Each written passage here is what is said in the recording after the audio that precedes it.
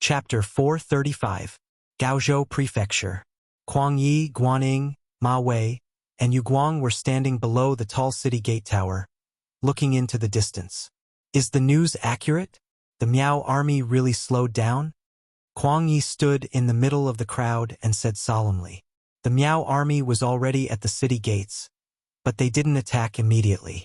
Instead, they circled around the city and made a trip to Laizhou Prefecture. This way, it seemed like Gaozhou Prefecture was temporarily safe, but Kuang Yi was very clear that the Miao army didn't find trouble with them because they were afraid of the mercenaries below the city gates.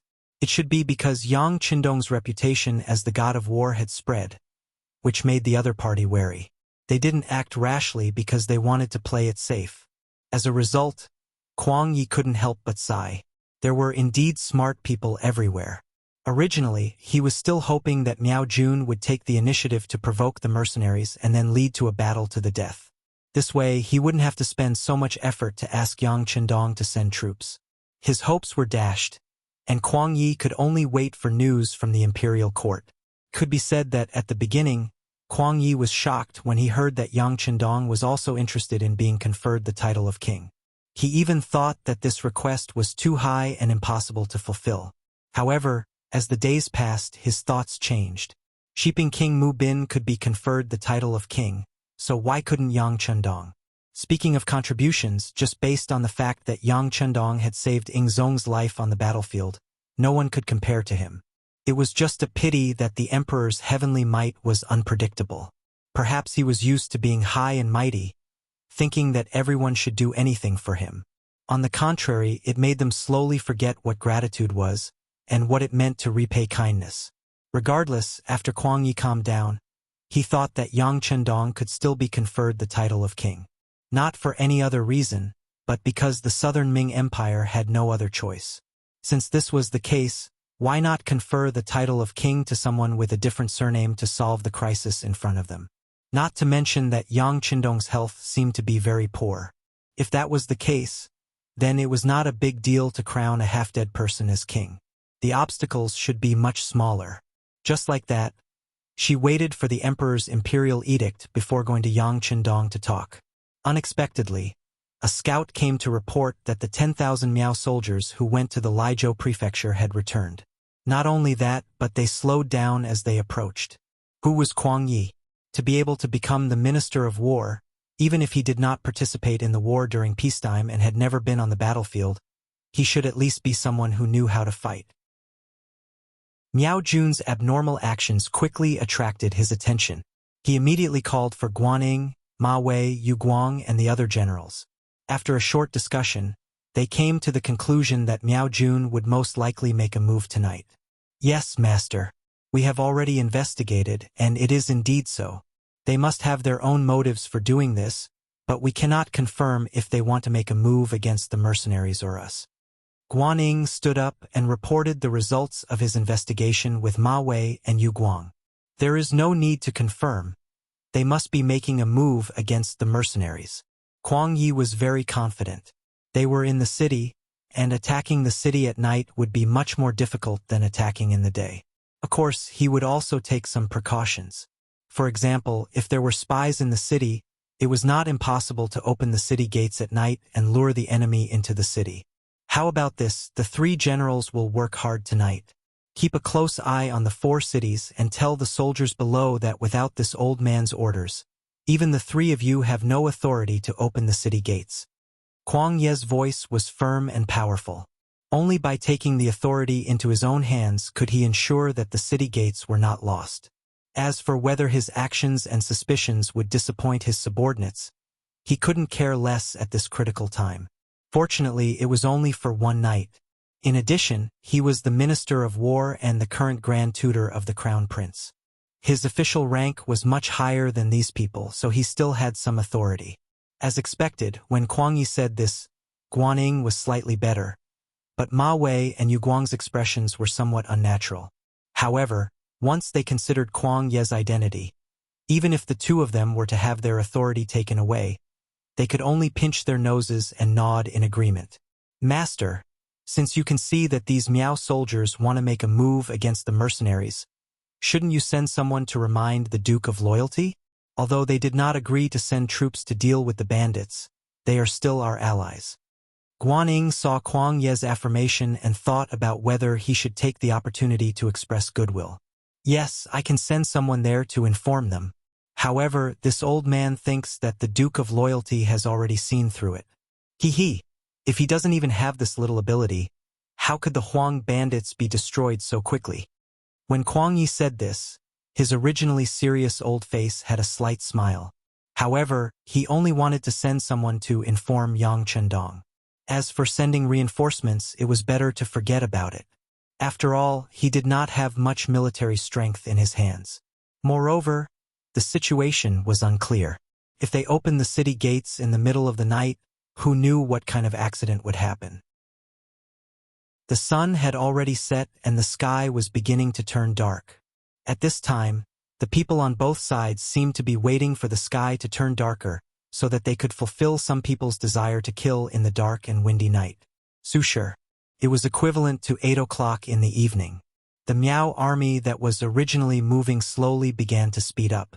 With the sudden increase in speed, they could reach the mercenaries' barracks in half an hour and sneak into the camp. In other words, the time they decided to attack was Haishur, which was between 9 o'clock in the evening and 11 o'clock in the evening. This period of time was not the best time to sneak into the camp. This was because most people were not asleep, or those who were asleep were not in a deep sleep. Once something happened, they would be able to react immediately.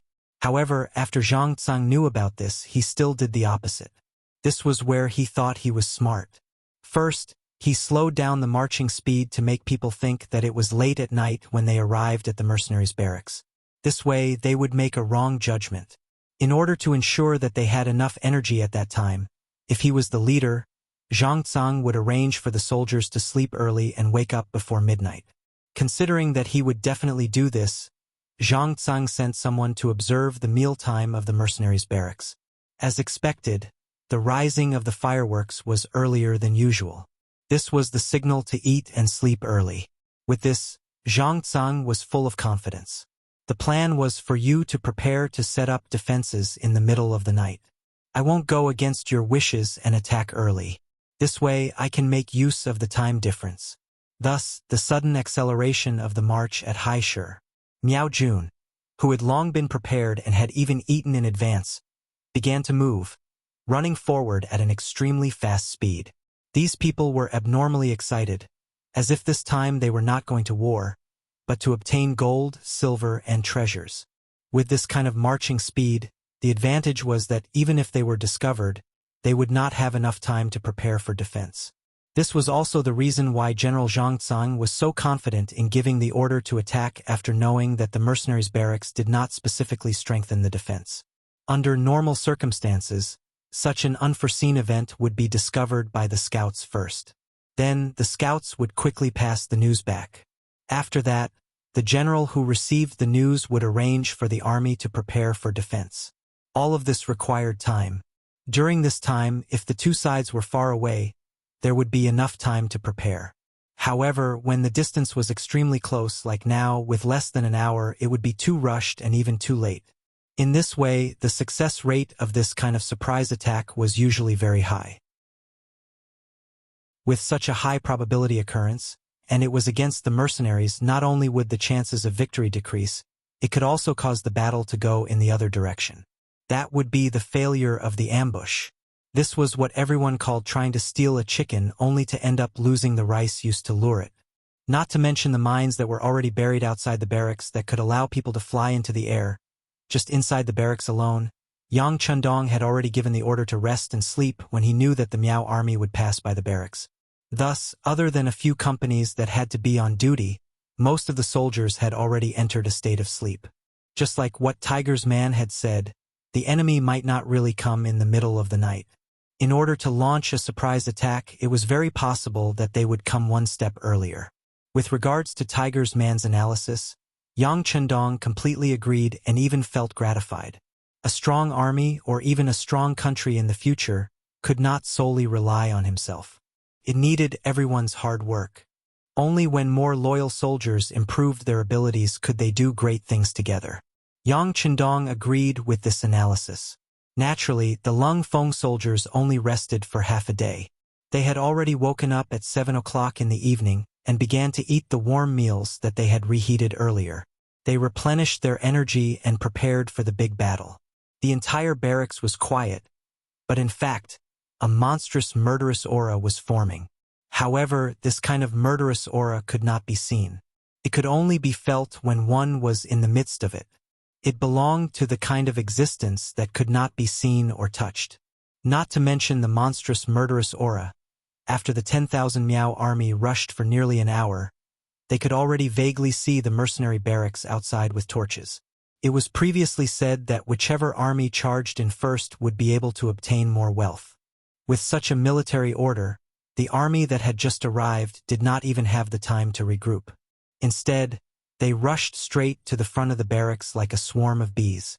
Everyone was doing their best at this moment, as if they were afraid that the benefits would not belong to them if they were a step late. Chapter 436. Looking from afar, the frenzied charge looked like waves on the beach. Wave after wave, there was no way to stop them. In the process of charging, battle cries rang out. The torches that were originally unlit lit up one after another. From afar, it looked like the sky was filled with countless stars. What was supposed to come had finally arrived. In the mercenary camp, all the cold vanguard, auxiliary soldiers, and temporary auxiliary soldiers began to gather at an amazing speed. They then took their equipment and weapons and began to gather at various locations according to the military orders they received. More than 7,000 people. Almost 7,000 people participated in this battle. Other than the two cold vanguard companies and the first and second teams of guards by Yang Chendong's side, the Wolfang Special Forces and the Ghost Sniper team had joined the battle. Obviously, Yang Chendong wanted to show the Miao army how powerful he was once and for all. He wanted them to be afraid of him from now on and not dare to do anything to him. Outside the camp, the battle cries were getting closer and closer. Not only in the south, even the Miao army headquarters in the northwest had sent 10,000 people to cooperate with the joint attack. With 20,000 against 7,000, the advantage was already very obvious. In addition, it was a sneak attack. No matter how one looked at it, there was no possibility of failure. Naturally, the 20,000 Miao army soldiers could see such a simple logic.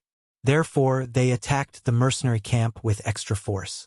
There was a saying that one would not die if one did not seek death. At this moment, it was the most suitable saying for the Miao army. The charging Miao army soldiers did not know how powerful the opponents they were facing this time were and what kind of training they had to go through. They also did not know that 500 meters away from the camp, there were advanced landmines that could kill them. They had never even heard of this before. Once they stepped on it, it could quickly send them to the sky. Even if they did not shatter into pieces, it was enough to take their lives. Even the people around them could be blown to death by the fireball. It was precisely because of their ignorance and their eagerness to perform meritorious deeds that when the 20,000 Miao soldiers charged over from two different directions like a tidal wave, most of them did not even realize that they were already on the verge of death. All of this was completely reflected in the following battle. When the earth-shattering Miao army or fake Miao army, the ordinary southern Ming people who had no food to eat along the way, arrived 500 meters away from the mercenary camp while shouting excitedly, they were so excited that they thought that the fruits of victory were right in front of them. Then the first flame lit up. The first landmine exploded. It was especially dazzling in the night. This flame was like a meteor from outer space. Suddenly, a dazzling light flashed. Then, at least 3 or 4 figures rose into the air. Then, more than a dozen figures were blasted to the ground. Yang Chendong provided them with some important books and some finished mines. The carefully selected craftsmen of the munitions factory had finally developed the first batch of mines. However, they did not get the essence of the mines. Although they used a lot of materials, the power was actually much weaker. At least, it was far from being comparable to the landmines in the future. However, all of this did not matter. Firstly, the lack of power could be made up with numbers. Secondly, the Miao army's charge this time was too concentrated. Everyone was basically following each other as they charged forward. Under such a formation, the lethality of the bombs was naturally very dazzling. It was not like the future where the emphasis was on long-range attacks. Even when it was necessary to send an army, it was often infiltrated by small groups of elites. Therefore, in the West where the battles were the most intense, it was considered very effective if a bomb could kill more than 3 people at the same time. It was far from comparable to now where a bomb could kill more than a dozen people at the same time. Boom! After the first fireball appeared, the second fireball appeared, then the third, and the fourth fireball appeared. Countless balls of light burned, causing countless Miao army soldiers to either die or be heavily injured. When the number of balls of light increased, the number of cries and screams on the battlefield suddenly increased. There were 2 rows of almost 3 landmines. Yang Chendong considered that there were many Han civilians among them and did not want to kill too much. Otherwise, if he made them denser, there would be more fireballs and the lethality would be even greater. Clusters of flames lit up one after another. In the blink of an eye, the first row of landmines had all been passively detonated. Very quickly, the second row of landmines went off as well. Who knew how many people were lifted into the air in despair and died in horror and fear? Why did this happen? Since the first row of landmines had already been detonated and the 2 rows were 20 meters apart, why did the second row of landmines explode? Speaking of which, this was caused by the Miao army's desire for grandiose achievements. If the Miao army had not underestimated the mercenaries and relied on their numbers to attack in a dense formation, this would not have happened. It was because he knew that the mercenaries might have extremely advanced firearms that General Zhang Zeng decided to attack in such a way. In this way, if they were to encounter firearms from afar, they would not be able to kill many with such a dense formation. This allowed them to charge all the way until they entered the camp and engaged in close combat. The scales of victory would naturally tilt towards them. It could not be denied that this might be a way to break through the firearms formation. It was just like when the Great Ming Dynasty was at its peak. When Zhu Di went out to the grasslands, the firearms team he led had encountered such an attack. For this reason, there were indeed many casualties and they had paid a great price. Even when Duke Ing Zhangfu had invaded Jiaoji, his firearms unit had also suffered a heavy blow from the Jiaoji army's counterattack. With the experience of his predecessors, the Miao army chose to use this method to break through the firearms formation. However, he did not expect to suffer such a huge loss. It could be said that this was due to the lack of information. If one had carefully studied the firearms of the mercenaries, they would know that the reason why they were called the new model was because their firearms could fire continuously. Compared to the Great Ming Dynasty's flintlocks, which needed to be loaded with gunpowder to fire a shot, this machine gun was much more advanced. Even if there were no landmines, with a few powerful machine guns placed here, the effect would still be surprisingly good. There was a saying in the later generations that whoever grasped the information would be one step closer to victory. This saying was also applicable in ancient wars. If one did not even know the details of the opponent and charged rashly, the result of failure was already destined. Without enough attention, an earth-shattering formation would only result in more casualties. When the first ball of fire lit up, the Miao army who was charging at the front wanted to stop. After all, the visual impact of that thing was too strong. However, they were at the very front. If they wanted to stop, they would have to ask for the permission of the brothers behind them. Therefore, before they could do anything, a huge force came from behind them, pushing the Miao Jun in front of them forward. Boom, boom, boom. As the explosions continued, the Miao army in the middle finally felt that something was wrong. However, how could they stop when they were charging at such a high speed? Just like that, they pushed their brothers at the front another 20 meters until the second row of mines was triggered. Only then did the army stop charging forward. However, it was also at this time that the Miao army at the back also rushed forward without hesitation, not knowing what was going on. Very good, the second wave of landmines has been triggered. Inform all the warriors that there is no need to follow the previous direction. There are no more landmines in front of us. Everyone, charge. Luo Pe, the commander of the 2nd Cold Vanguard Regiment, who was appointed to be in charge of this battle, used a telescope with night vision to observe the situation on the battlefield. What followed was his excited shouts. followed by the loud sound of the bugle call. A squad of 10 warriors blasted the bugle call. The sound spread out and could be heard clearly on the battlefield. When the bugle call sounded, it meant that the entire army was charging.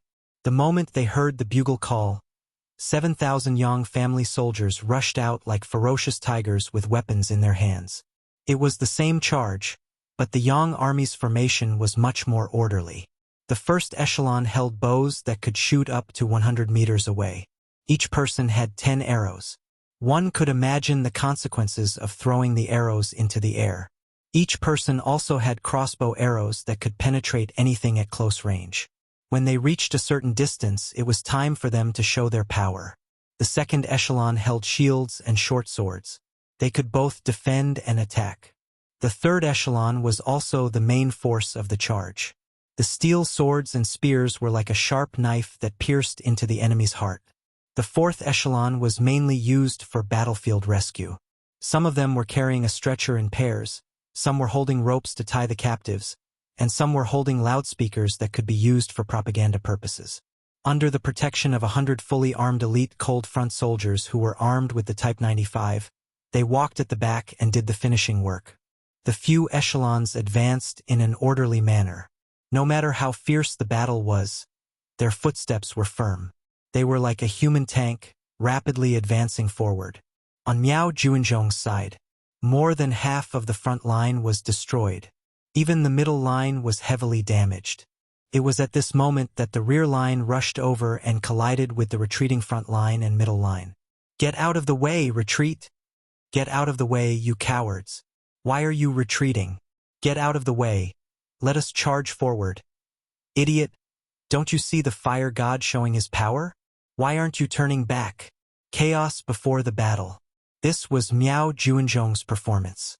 The powerful landmines made these uneducated soldiers who did not understand science think that the fire god was showing his power. They were all scared out of their wits. How could they still have the will to fight?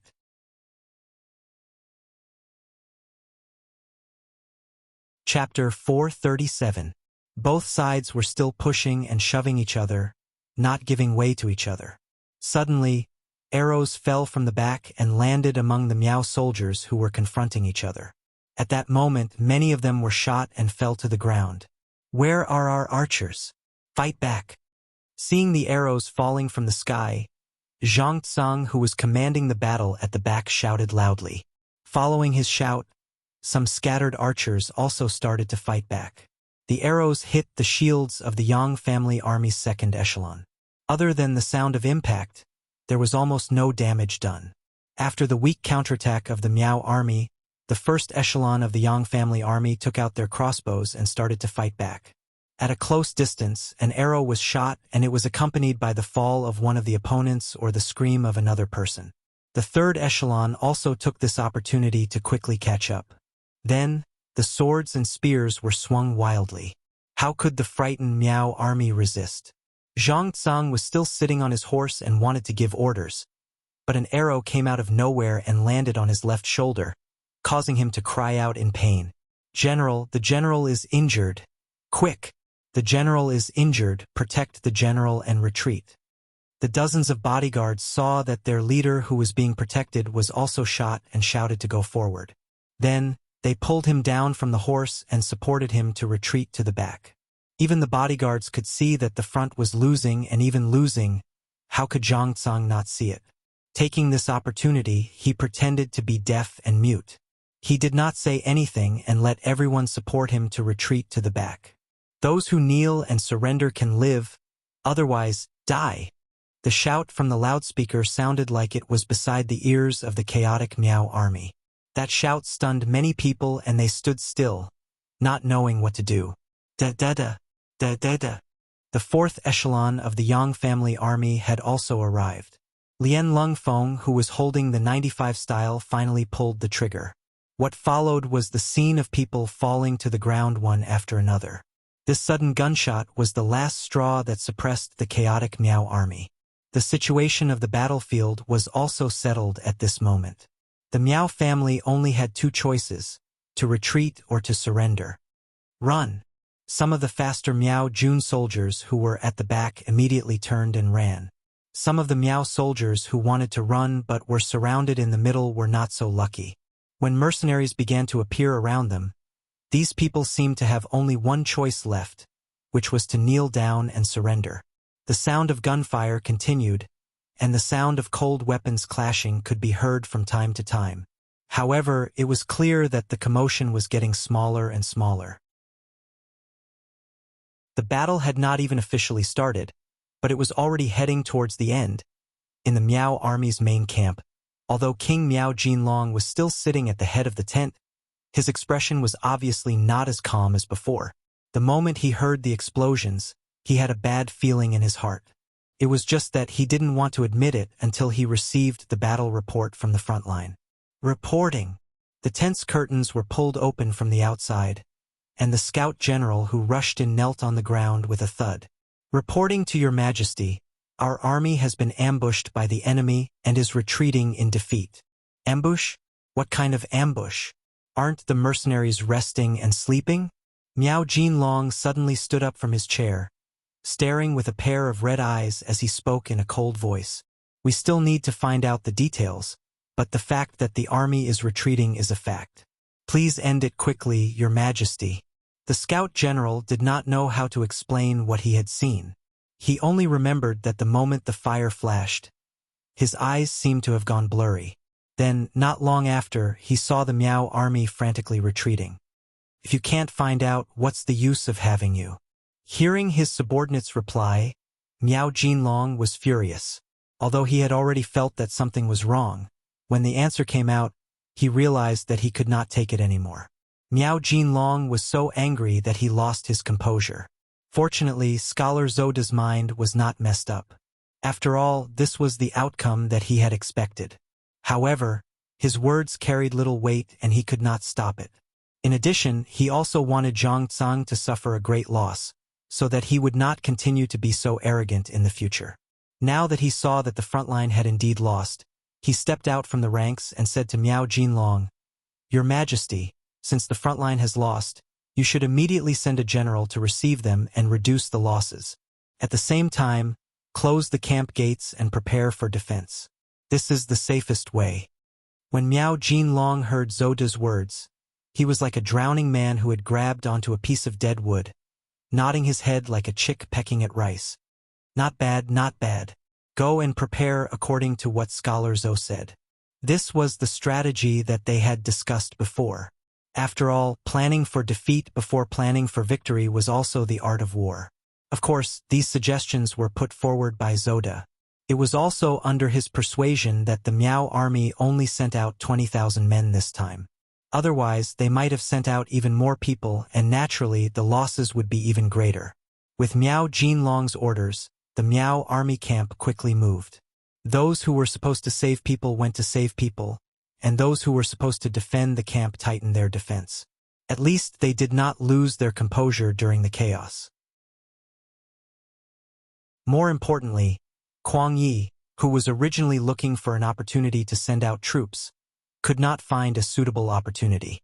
Kuang Yi could see that the Miao army wanted to attack the camp. It was because of this that he thought of what he should do. For example, if the mercenaries lost, they would have to defend the city gates. On the other hand, if the mercenaries won, could he also take the initiative to attack? For example, he could directly attack the Miao army camp and capture or kill Miao Jinlong. Between the two options, he also made preparations for the second option.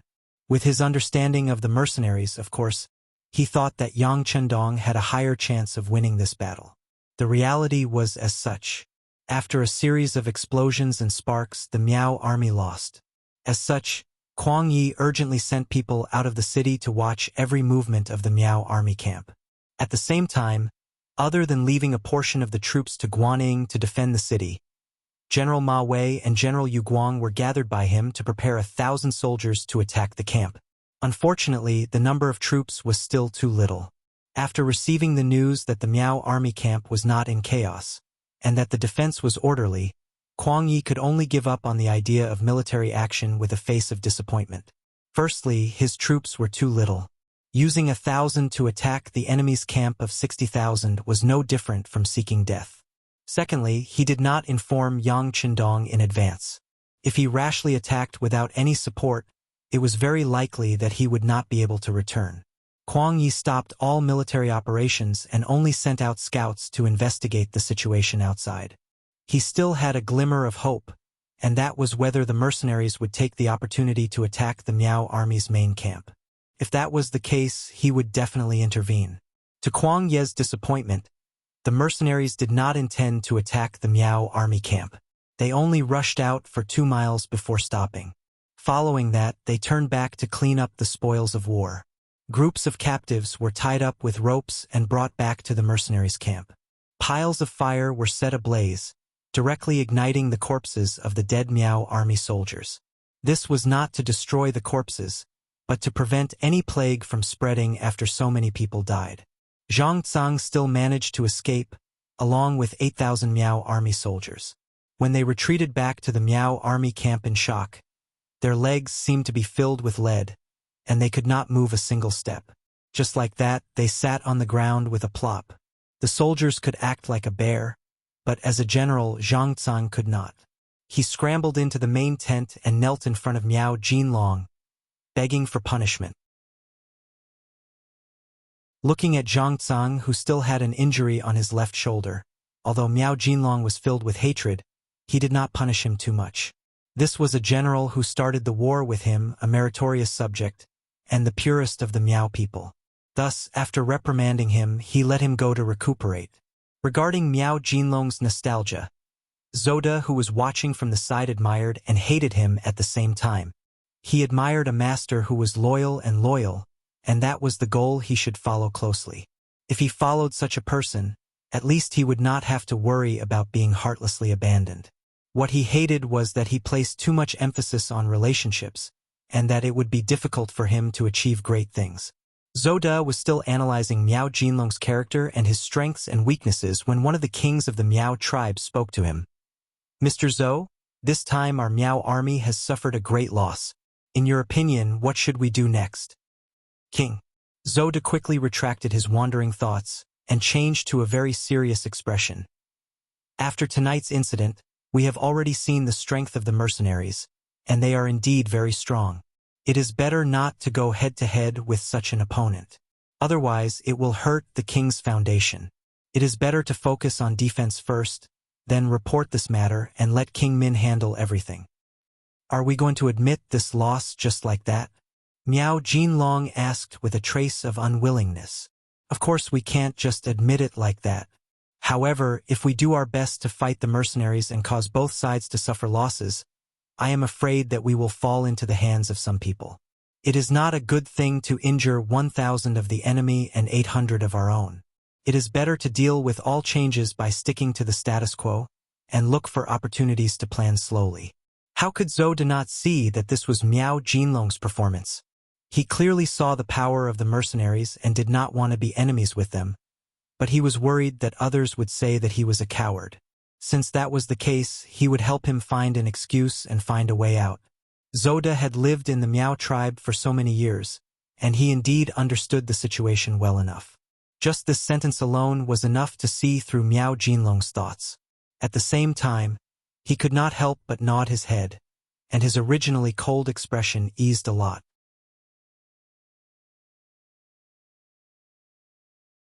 Chapter 438.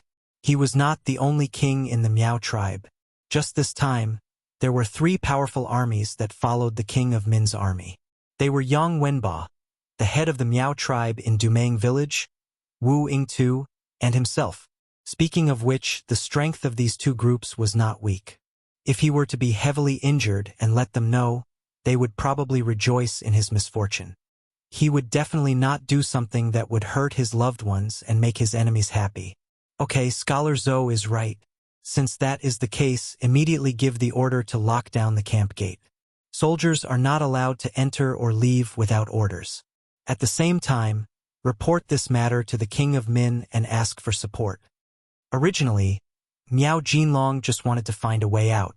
Now that the excuse had appeared, Miao Jinlong used it as an excuse. After this order was given, The camp with less than 70,000 Miao soldiers quickly quietened down.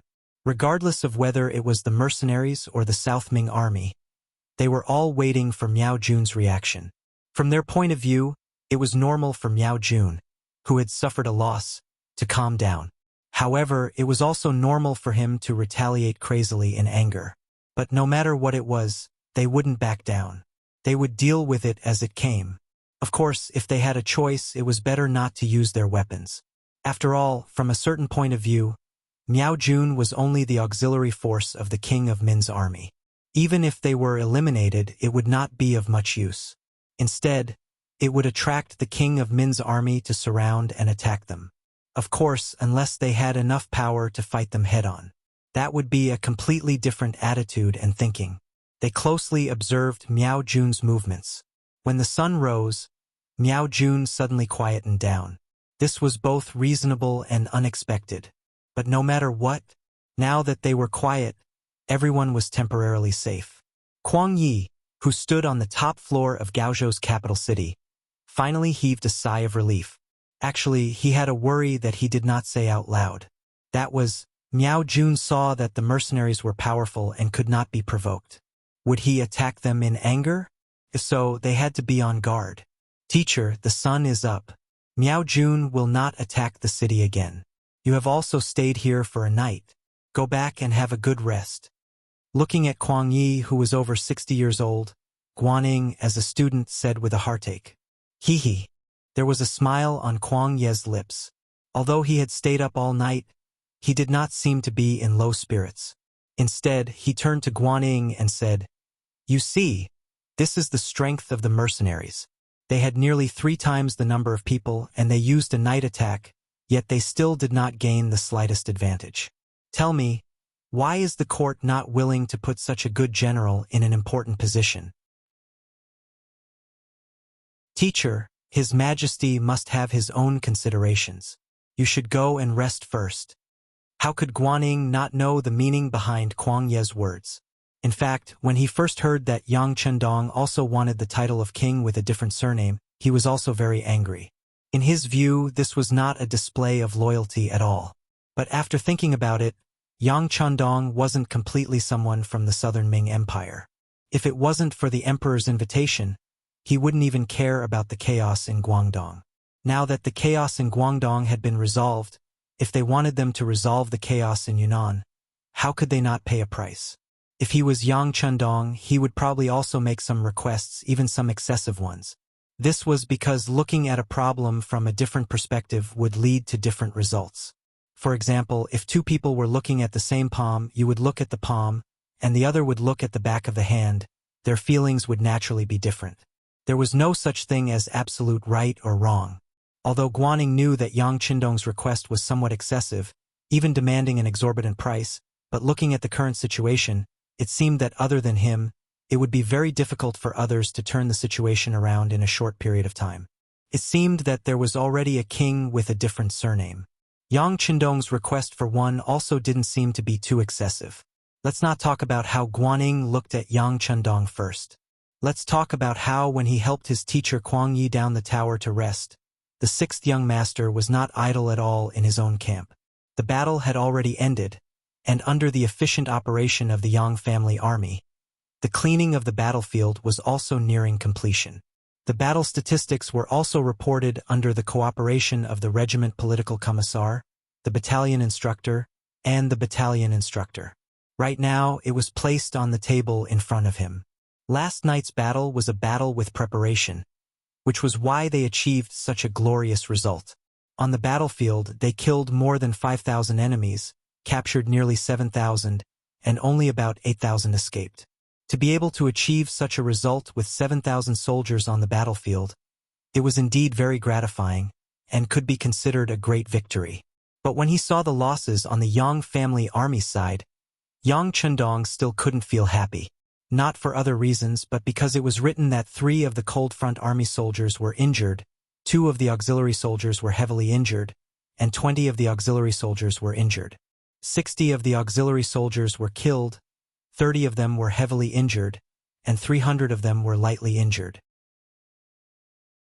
When the loss of nearly 100 people and more than 300 injured people was reported to Yang Qindong, his face sank unconsciously. This was a battle with preparation, especially when the mines were absolutely effective, but they still paid such a huge price. This made Yang Qindong realize that using cold weapons against cold weapons wasn't very reliable. In the past, the Yang family army could be said to have won every battle. Even when they faced the 100,000 Huang bandit army, they didn't suffer such great losses. All of this was because of the superiority of their weapons. This time, Yang Qindong intended to remove the new guns, wanting to see the effects of cold weapons, but the results were obviously not very satisfactory. Perhaps some people said that under the same cold weapons, they defeated 20,000 enemies with less than 400 casualties, and captured 7,000. No matter how one looked at it, it was a victory. This saying couldn't be said to be wrong, but at least it didn't apply to the Yang family army. What kind of people were the Yang family army, and what kind of training did they undergo? Not to mention the elite Cold Front army and the auxiliary soldiers. Even the auxiliary soldiers had undergone strict training. Quite a few of them had performed well in the forest battle exercise a while ago.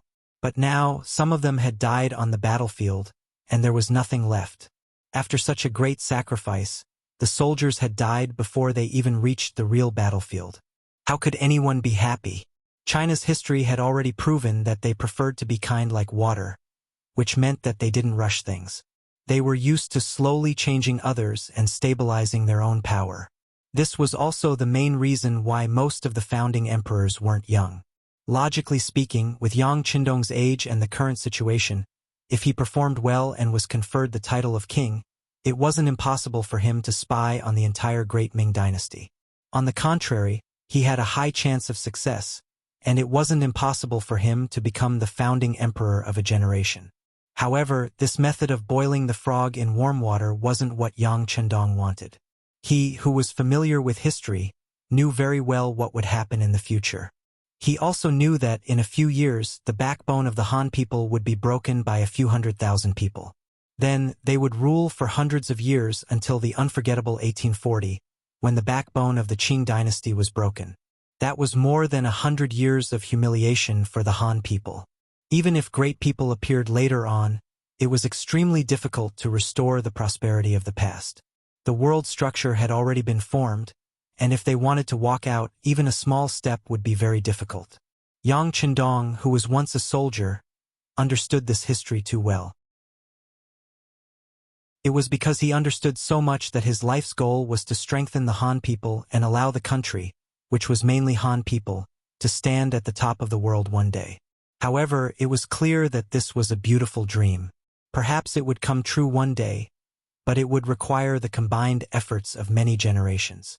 He couldn't satisfy this in his previous life. The heavens gave him a chance and allowed him to come to the middle of the Great Ming dynasty, which was still considered powerful. Most importantly, they gave him Datsong, a freakish existence. If he had such advanced knowledge, science, and ideas, but still continued to advance step by step with Confucianism, he would be letting down everything. Yang Qindong needed to quickly rise up and stand at the top of the world. He wanted the Han people to be above everything else. Because of Datsong, he had such strength. However, the world was so big, and he didn't know how long it would take to conquer it. However, even if he knew that the world was very big, Yang Qindong still had to do it. Moreover, he could only do it sooner rather than later. It might take many years, but if he just thought about it and didn't do anything, it would become a task that could never be completed. A journey of 1,000 miles begins with a single step. Yang Qindong decided to act, so he had to increase his speed and quicken his pace. And now, although it was feasible to use cold weapons against cold weapons, at least this way, the pressure on the munitions factory behind him wouldn't be so great. However, what kind of price would he have to pay to achieve this goal? The young soldiers who joined the Yang family army did everything they could to let their parents, wives, and children eat and wear warm clothes, to let them have something to rely on, and to let them live a better life. For this goal, they dared to use their lives on the battlefield, obtaining victory after victory. These people had even sacrificed their lives. Looking at Yang Qindong, he was actually willing to sacrifice lives just to reduce the pressure on the munitions factory and reduce the cost of advanced firearms. From this point of view, he was completely putting the cart before the horse. These were all good men, and could not be bought with any amount of money. How could they be compared with an emotionless flintlock? This battle could be considered to have given Yang Qindong a great shock. It was also from this battle that he had a clearer understanding of what he needed and what he should give.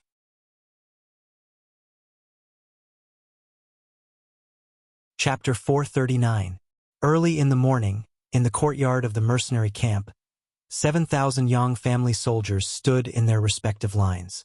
In front of them were the corpses of 63 temporary auxiliary soldiers. Beside them, there were a few dozen heavily injured comrades carried on stretchers, as well as hundreds of others wrapped in bandages. These were the soldiers who had died in the battle last night. Now, all the dead soldiers had been carried out, and the corpses had been put on some simple makeup to make them look less tragic. The other injured comrades were scattered around. This scene stunned all the auxiliary soldiers and temporary auxiliary soldiers except for the elite soldiers' cold vanguard. Their faces were filled with confusion. Lung Feng naturally knew what was going on. In the previous battle on Ryukyu Island, there were also examples of comrades sacrificing themselves. The auxiliary soldiers were a little better. Most of them had heard about the death ceremony when they joined the army in Crimson City. It was said that this ceremony would allow their souls to ascend to heaven and stop suffering. They even said that this ceremony was called a memorial service.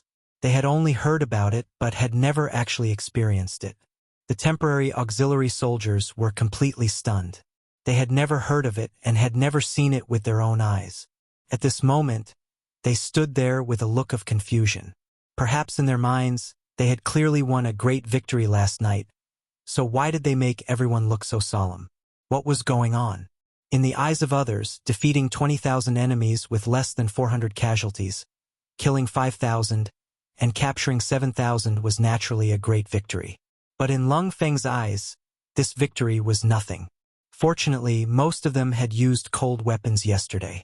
If they had used the 9-5 sword, this battle would not have been considered a victory. At most, it would have been a draw. The Yang family soldiers were all gathered here. At the same time, the 7,000 captives were all escorted here. According to Yang Qindong, this was a pre-battle education. If this method was used well, it would have an unexpected effect. Everyone was present. The commander of Lung Feng's 2nd Regiment, Luo Pe, ran in front of Yang Qindong, who was in his commander's uniform, and gave a very standard military salute. Comrade Commander, all the members of the memorial service have gathered. Please give your instructions. Please be at ease. Yang Qindong said solemnly. He put on the marshal's uniform that he had kept in the large warehouse to show his respect for this ceremony. Just like Luo Pe and the group of officers, they had also changed out of their combat camouflage uniforms and put on regular clothes to show their solemnity and might. In fact, after these officers changed into their normal uniforms, they did indeed look very impressive. Many of the soldiers who were charging towards the imperial army made up their minds to perform well in the future and get themselves an official uniform.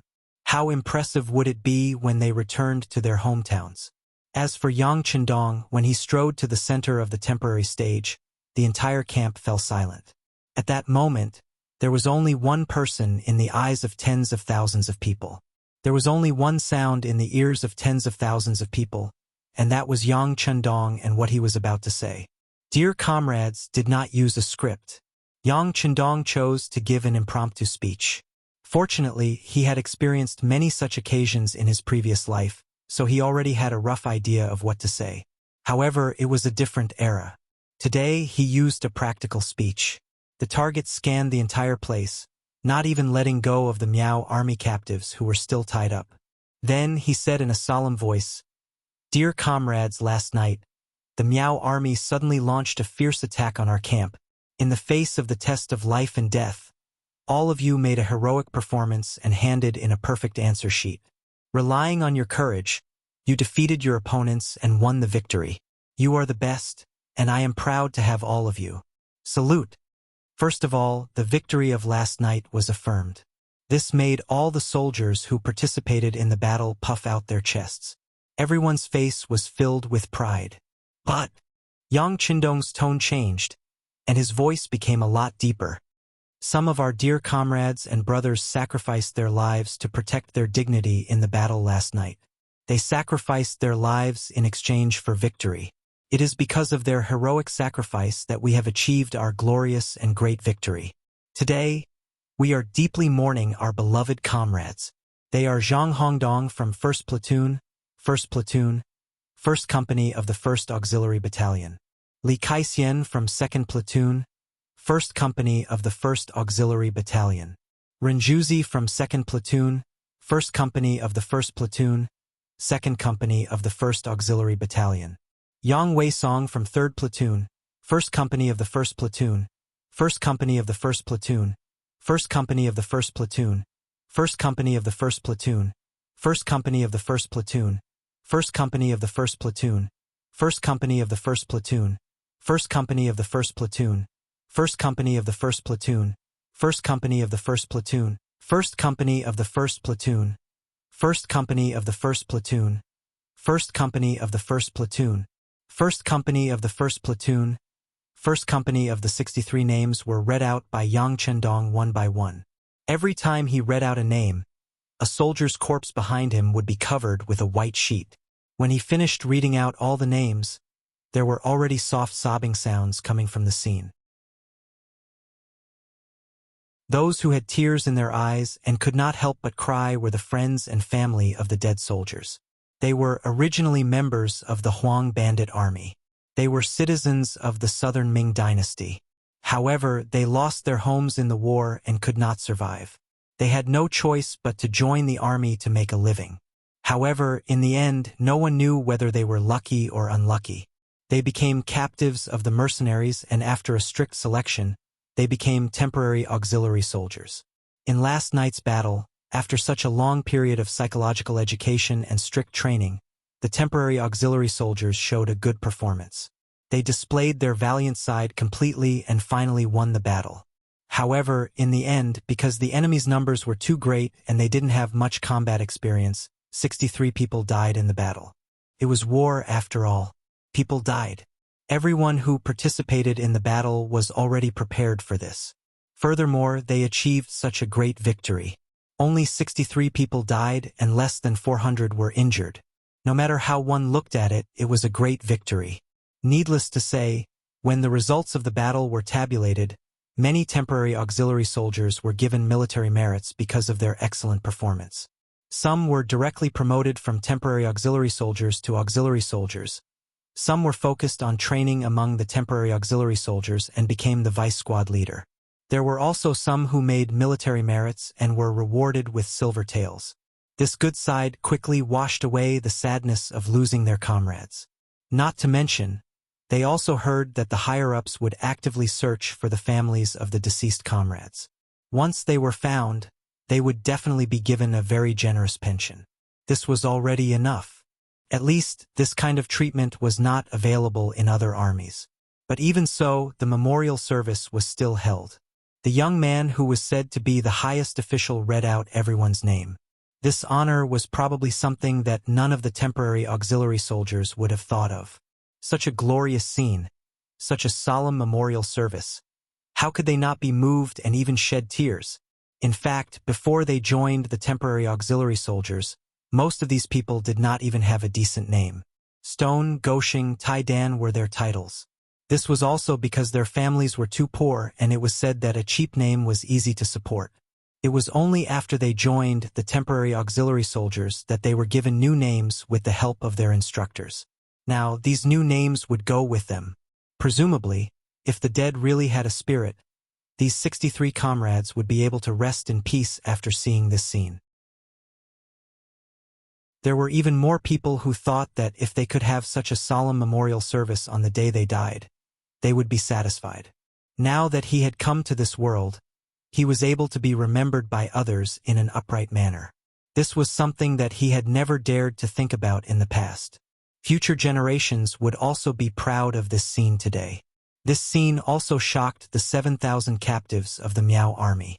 Although they had the name of the Miao army, very few of them were actually Miao, perhaps only 1/10 of them. The other 6,000 some were Han that the Miao army had recruited along the way. To these people, there was no sense of belonging or loyalty at all. Originally, when they joined, it was just to fill their stomachs and survive. If not for the fact that they were all in their 20s and were stronger than the other young men, even if they wanted to join the Miao army temporarily, they would not be given the opportunity to do so.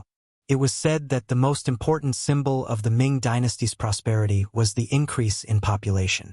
After experiencing the resurgence of Taizu Zhu Yuanzhang, Chengzu Zhu Di, and Renshuanji, the population of the Ming dynasty had reached a peak. The southwest had also not experienced the flames of war for a long time, so there were still many men in the prime of their lives.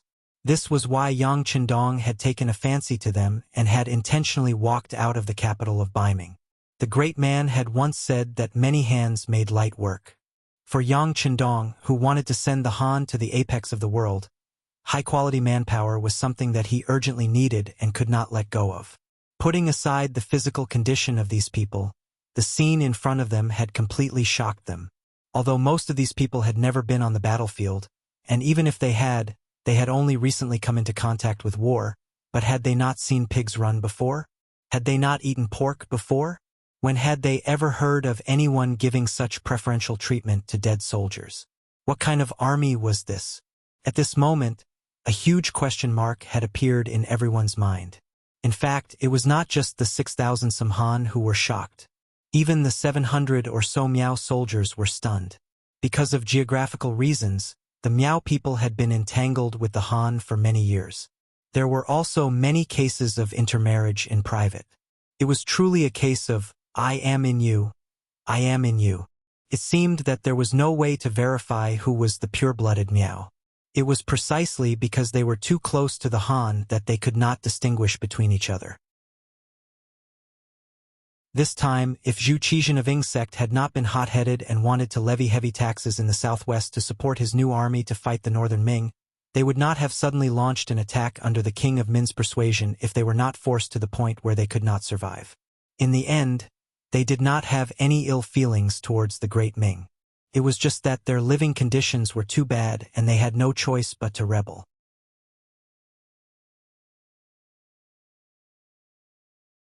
Chapter 440. However, regardless of whether they were 100% Miao people or not, they rarely came into contact with war. It was only because they were Miao people that they were valued and trusted more by Miao Jinlong. Hence, they were in a better position during the war. However, when it came to knowledge, they were no different from the other people of the Great Ming dynasty. Just like the scene in front of them, they were also shocked. Although their hands were tied, it did not prevent them from widening their eyes to look at everything in front of them. They wanted to see what these mercenaries were up to. Under the gaze of more than 10,000 people, Yang Qindong finished reading the eulogy. Then, he took off his military cap and shouted to the audience, "Fire the gun and mourn for our dead comrades for 3 minutes." After that, Yang Qindong was the first to take the initiative to lower his head, followed by Tiger's Mane, Beta Persei, and the others beside him. Then it was Commander Luo Pe, Political Commissar Kong Jie, and a group of Leng Feng, auxiliary soldiers and temporary auxiliary soldiers. More than 7,000 people lowered their heads at the same time to mourn for their dead comrades. The scene was so grand and solemn that it shocked the 7,000 captives. At this moment, their hearts seemed to have been pierced deeply by something, making it difficult for them to breathe. Bang, bang, bang. Captain Xiu V of the 1st Guard Unit and Captain Dao Xiao of the 2nd Guard Unit led a group of team members and began to fire the gun, sending their comrades on their way to heaven. Under the sound of gunfire, especially the continuous firing of bullets, the 7,000 captives received a re-education process in their hearts. Come, cremate the 63 martyrs and send their bones back to the monument of heroes in the city. In the future, they will forever be worshipped by future generations. Their names will also be engraved on the heroes list for their descendants to pay homage to and for the world to remember. Under Yang Qindong's roar, piles of torches were lit and the 63 corpses were burning. No one knew if it was an illusion, but at this moment, many people seemed to see a breeze blowing over these burning corpses. It was as if their souls were really liberated, either going to heaven or reincarnating to a better world. The memorial service was over, but the significance of this symbol was far from over. This was equivalent to a big lesson, and every step was deeply knocked on everyone's heart. At this moment, it seemed that the onlookers were no longer afraid of death. In their minds, after death, their souls had a place to stay. What was there to be afraid of? Soldiers dying on the battlefield, wasn't this a kind of fate? On the contrary, what if they did not die and could survive? Didn't that mean that there would be more good days in the future? Even if they were dead, their families would have someone to rely on. Furthermore, their chances of survival were still very high. At this moment, all the soldiers to the army's morale, at this moment, the entire army's army. The memorial service was also a shock to the 7,000 captives. They had never seen or even heard of such a ceremony before, and it deeply stimulated them. Cho with cho with cho to percent v cho with cho. After all, they were about to expand into the southwest region. If they had the help of these locals, especially the Miao people, they would be able to achieve twice the results with half the effort. Yang Chendong already had such a plan, and Kong Jie had volunteered. There was no reason for him to refuse. With a wave of his hand, he indicated that as long as they had a clean background and weren't evil people, he would consider taking them in as temporary auxiliary soldiers. At the same time, he promised them that if they performed well, they would be given the same opportunity to compete with other temporary auxiliary soldiers. Kong Jie, who had been thinking about the situation, left to carry out the order. Then, with the instructors and company instructors as the backbone and some soldiers who were good at talking, they formed small groups and went deep into the captives. They began to investigate the past of these captives and filter out potential recruits. Under such a strong psychological attack, the Han people who originally did not have much of a sense of belonging quickly accepted the change. Once the first step was taken, the rest of the matters would be easy to handle. Not long after, the captive soldiers began to change their allegiance. Even some of the Miao people were convinced by them. Perhaps they knew from the start that no matter who became the emperor and conquered the country, it would not have much to do with them. Since that was the case, they might as well follow the mercenaries in front of them. They had heard from the auxiliary soldiers of Lung Feng that their families were living a rich and beautiful life. Some of the things that came out of their mouths were things that the captives had never even heard of before. However, when they saw these people describing everything with a straight face, and everyone saying more or less the same thing, they believed them. Not to mention that what was said was true. Even if it was a lie, it was not uncommon for it to become true after a lot of people said it. Of course, not everyone could be taken in as temporary auxiliary soldiers. After investigating and encouraging people to report and expose them, they still found some people with bad natures. Among them were Miao people and Han people. Not long ago, when they attacked the cities of the Southern Ming dynasty, they did many bad things like burning, killing, and looting.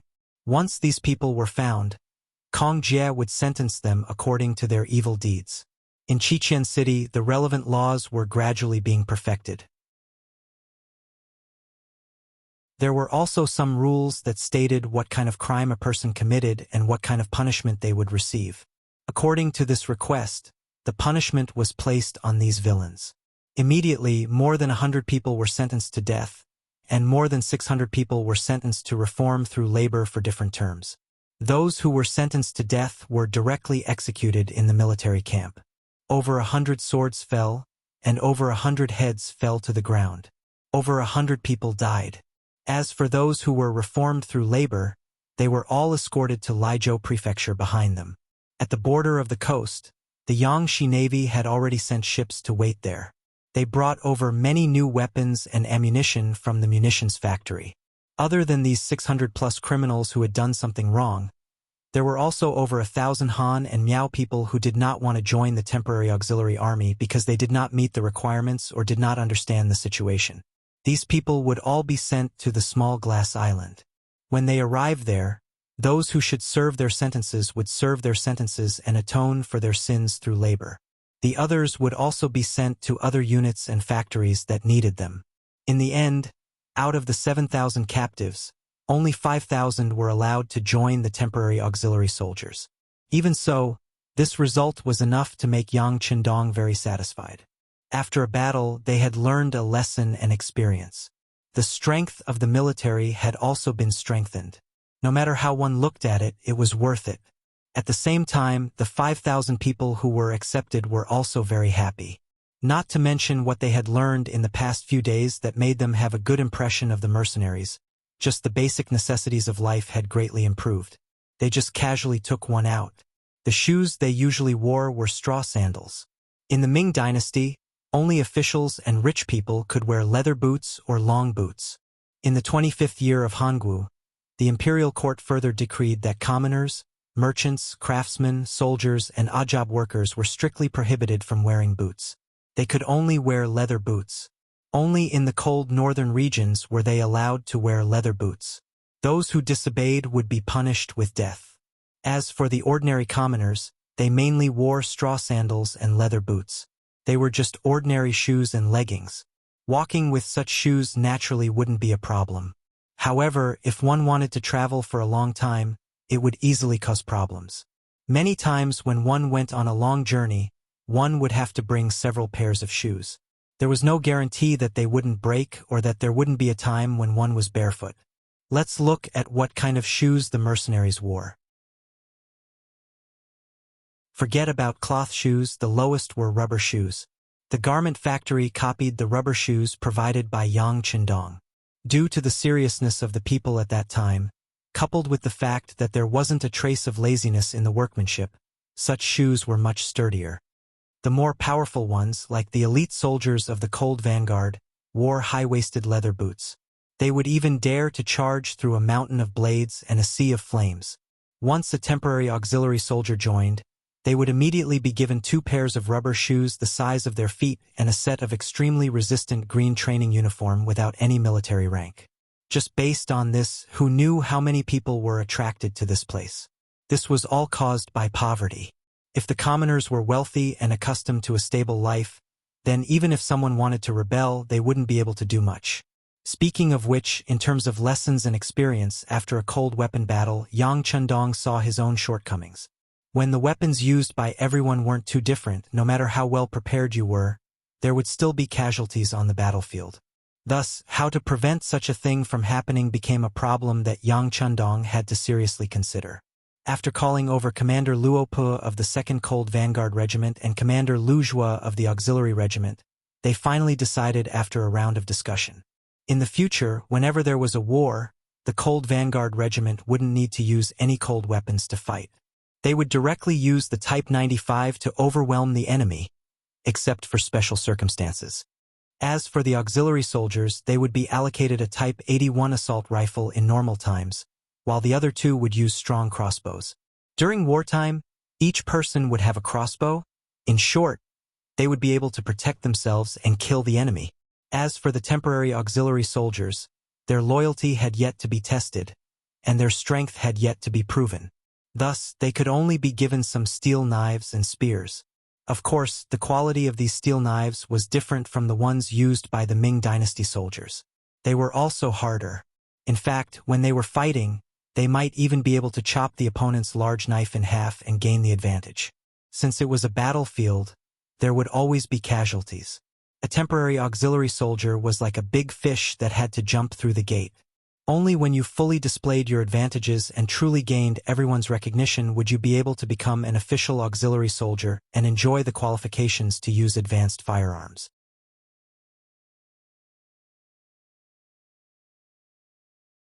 Chapter 441. What was comforting was that when Luo Pe announced these rules and regulations on behalf of the military, no one stood out to oppose it. It seemed that this was unfair to some people. However, if one wanted to succeed and gain something, how could he reap without putting in the effort?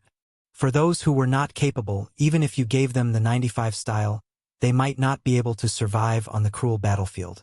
Strict hierarchy was necessary in many cases, especially in the military. There was no clear hierarchy. On the battlefield, one had to listen to someone else. Once an army had 2 or more voices, no matter how powerful it was, it would not be far from destruction. Yang Chendong was still digesting the captives who had just joined the temporary auxiliary army. Unfortunately, such things had happened before.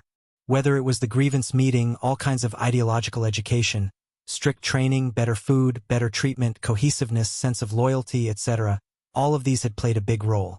Yang Chendong believed that in at most half a month, these 5,000 new soldiers would be integrated into this big family.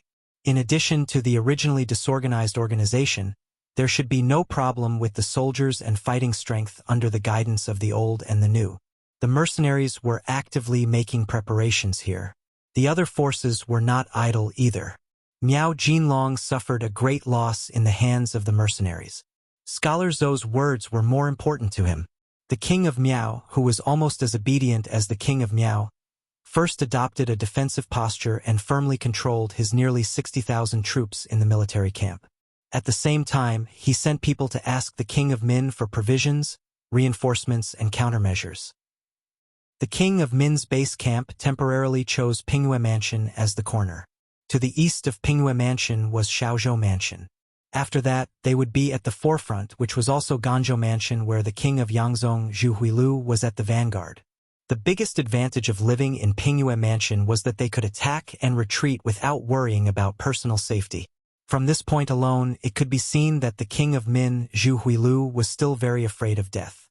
In history, Zhu Huiliang was described as a very unbearable person. After the death of his father, Zhu Huiliang, his two younger brothers, Zhu Huiliang, the prince of Guangdong, and Zhu Huiliang, the prince of Yangzong, were not on good terms with him, causing serious internal friction. In the end, they were suspected by the imperial court and did not have a good ending. However, history was history after all. It was also written by people and limited by various objective factors. Sometimes, it even depended on the personal interests of the historian.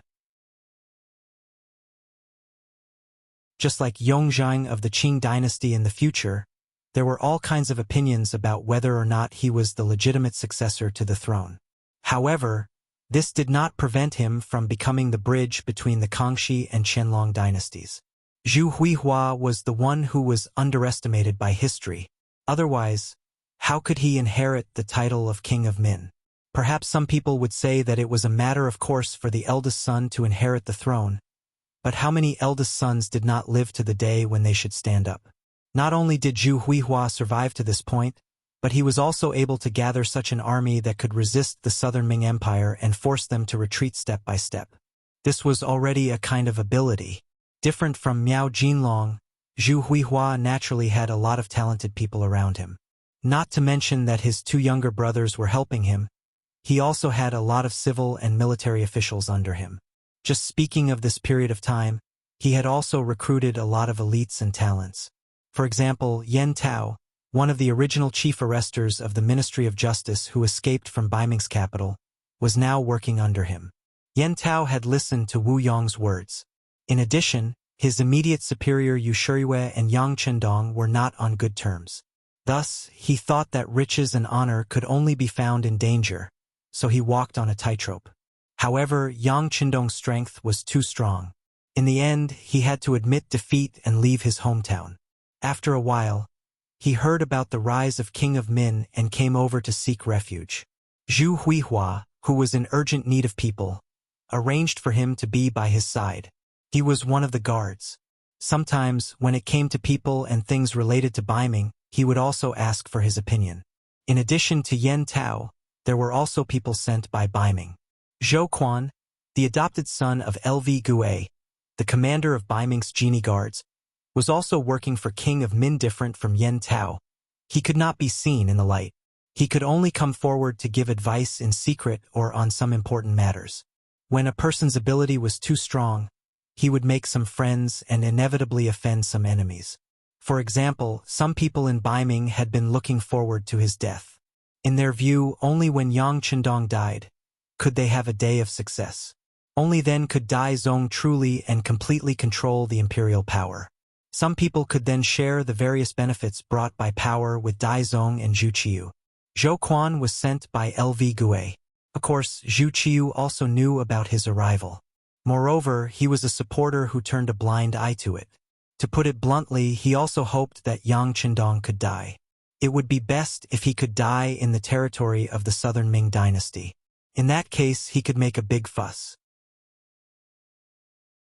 It was precisely because of the arrival of Zhou Quan and Yen Tao that King of Min, Zhu Huihua, had a more intuitive understanding of Yang Chendong. After receiving Miao Jinlong's battle report, he did not immediately send reinforcements. Instead, he asked these two to help him analyze the current situation. In a side hall of the temporary king of Min's mansion, Zhu Huihua looked at Zhou Quan and Yen Tao with great interest and asked, "You two have always said that this Duke of Loyalty is a tiger. Now we are going to face him. Do you have any better suggestions? By the way, not only do we value him, but also the Daizong Emperor values him. Even the prodigal Zhu Qizhen values him. I have already received the news that Nanjing seems to have agreed to give Yang Chendong the title of king." Before listening to their opinions, Zhu Huihua first told them all the news he had received. From this point of view, it was not a day or two that he had the intention to rebel. It seemed that he had arranged a lot of people in the imperial court of the southern Ming dynasty. Hearing this, Zhou Quan and Yen Tao first looked at each other. They were a little frightened by Zhu Huihua's power. In particular, Zhou Quan also wondered if King of Min had also arranged some people in Baiming. Of course, he would not ask such a thought, let alone say it out loud. The two sides were now in the stage of cooperation. On the surface, they needed to be sincere and united. Since Zhu Huihua asked as a subordinate and a helper, the two had to speak. But before speaking, Zhou Quan, who was from the Brocade Guard, asked a question first. "Your Highness King of Min, isn't there news that Yang Chendong was assassinated and poisoned and will not live for long?" It was not strange for Zhou Quan to ask such a question. Although the powerful Great Ming dynasty was divided into the north and south, because of the short time, many yamens still had connections with each other. Especially important departments like the Brocade Guard, it was impossible to be divided so clearly in such a short time. It was not strange for Zhou Quan to know about the news that Yang Chendong was assassinated and poisoned in the southern Ming Brocade Guard. "That's right." Zhu Huihua nodded. "I also heard such a thing. But isn't he still alive? As long as he is not dead, he is worth paying attention to. Moreover, sometimes the dead can make a comeback." Zhu Huihua's words were not completely groundless. It was only because of his cautious personality. This was also because he had heard many stories. One of them had been told by Yang Chendong himself. Back in the immortal abode of Baiming's capital, he had appeared as the ancestor of storytellers to talk about the three kingdoms. It was said that in order to harm Bimei, a powerful official of the Wei kingdom at the time, the deceased Zhuge Liang had purposely made a blank book soaked in poison, saying it was a heavenly book. In the end, he had tricked Bimei and poisoned him to death. This was the famous example of a dead man killing a living man. Of course, all of this was just an unofficial legend. Could not be taken seriously. This was also something that Yang Chendong had said back then in order to raise the immortal abode's reputation. Unexpectedly, Zhu Huihua had heard it and taken it seriously. With this explanation, Zhou Quan nodded. He did not want to dwell on this matter any further. It was just as people said. As long as a person was not dead, it could not be taken seriously. Besides, with Yang Chendong's craftiness, it was hard to say what the inside story was. Since they couldn't talk about whether or not Yang Chendong was going to die, they could only treat him as an opponent. Thinking up to this point, Zhou Quan cupped his fists and said respectfully, "Your Highness Prince of Min, as far as we know, Yang Chendong is an extremely formidable person. Back then, he had defeated the Walla's army with only a few hundred men. We must be careful when facing such an opponent." As soon as Zhou Quan finished speaking, Yen Tao also expressed his agreement and added, "Brother Zhou is right. This Duke of Loyalty is not easy to deal with, especially when it comes to leading troops. Otherwise, he wouldn't have been able to annihilate young Master Huang's forces in less than 2 months. We need to be more cautious when dealing with him." Both of them were extremely cautious. Zhu Huihua nodded in agreement. "Then what do the two of you think we should do next? Are we not going to fight back?" "It would be best if we don't fight back." Yen Tao nodded. Zhou Quan couldn't help but frown when he heard Yen Tao's suggestion. His mission was to do everything possible to kill Yang Chendong, Baiming's greatest threat. Now that this person had taken the initiative to become Prince of Min's enemy, it was the best time to eliminate him. How could he tolerate doing nothing? Yen Tao had already seen Zhou Quan's expression from the corner of his eyes. Of course, he knew what Zhou Quan was thinking. Therefore, he chuckled and said to Zhu Huihua, "Your Highness Prince of Min, the strength of the mercenary army was clearly stated in Miao Jinlong's secret letter. 20,000 Miao soldiers were a surprise attack, but they were defeated by 7,000 people. Even if we were to face such an opponent, it would be very difficult to deal with them. If we have too few soldiers, it would be difficult to deal with them in one go. However, if we have too many soldiers, it would give the Southern Ming Empire a chance to breathe. This would be very disadvantageous to the overall situation."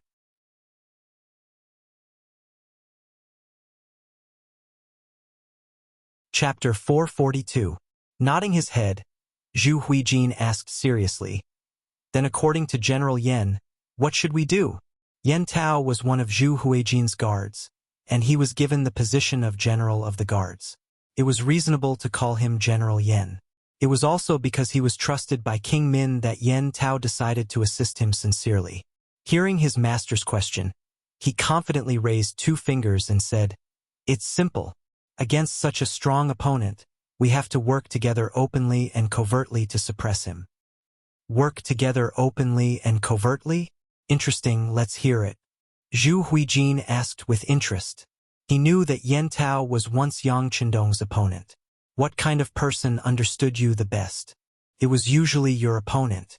Zhou Quan originally wanted to interrupt. At least he would not allow Yen Tao to do as he said and not do anything to Yang Qindong. If that was the case, how could he complete his mission? However, now that he heard about the 2 methods, one in the open and one in the dark, his curiosity was piqued. He suppressed the words he wanted to say and looked at Yen Tao. Simple. On the bright side, we can send people to the vicinity of Gaozhou Prefecture and use the army to surround it. We can use this to tell the Duke of Loyalty that we are not to be trifled with. If he really wants to work for the Southern Ming Empire, then it is very likely that he will fight to the death.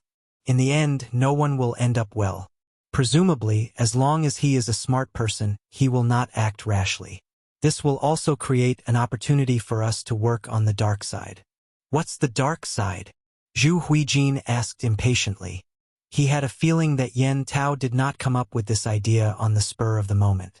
He was afraid that he had already prepared for this. As expected, Yen Tao's next words confirmed Zhu Huijin's thoughts. On the dark side, we can assassinate Yang Qindong. I have already chosen the person. He is called Mo Ta. His martial arts are strong and he is a native of Jiaoji. He also served in the Jiaoji army. Later on, when he was severely punished for doing something wrong, I saved him and arranged for him to stay in Gaozhou Prefecture. When speaking of this, Yen Tao's face was calm and composed, as if he was talking about something insignificant. What? You have arranged the people, is this the assassination of Yang Chen going to the east? But will he find out? This time, Zhou Quan could not hold back and asked a series of questions. In response to Zhou Quan's question, Yen Tao smiled and said, "Don't worry, Brother Zhou. Mo Tuo went to Gaozhou Prefecture more than a month ago as a refugee and has become friends with many people there. He shouldn't be suspected." "Oh? Did you foresee today's situation more than a month ago?" This time, it was Zhu Huichuan's turn to have a look of disbelief. That's not it. Facing Zhu Huihua, Yen Tao certainly didn't dare to be arrogant. He told the truth. Originally, I arranged this person to get information there, but I didn't expect Yang Qindong to go there. This subordinate had this idea temporarily. Haha, that's a sudden idea, good. For some things, the more unintentional it is, the more likely it is to succeed. If it is not deliberate, there will always be traces left behind.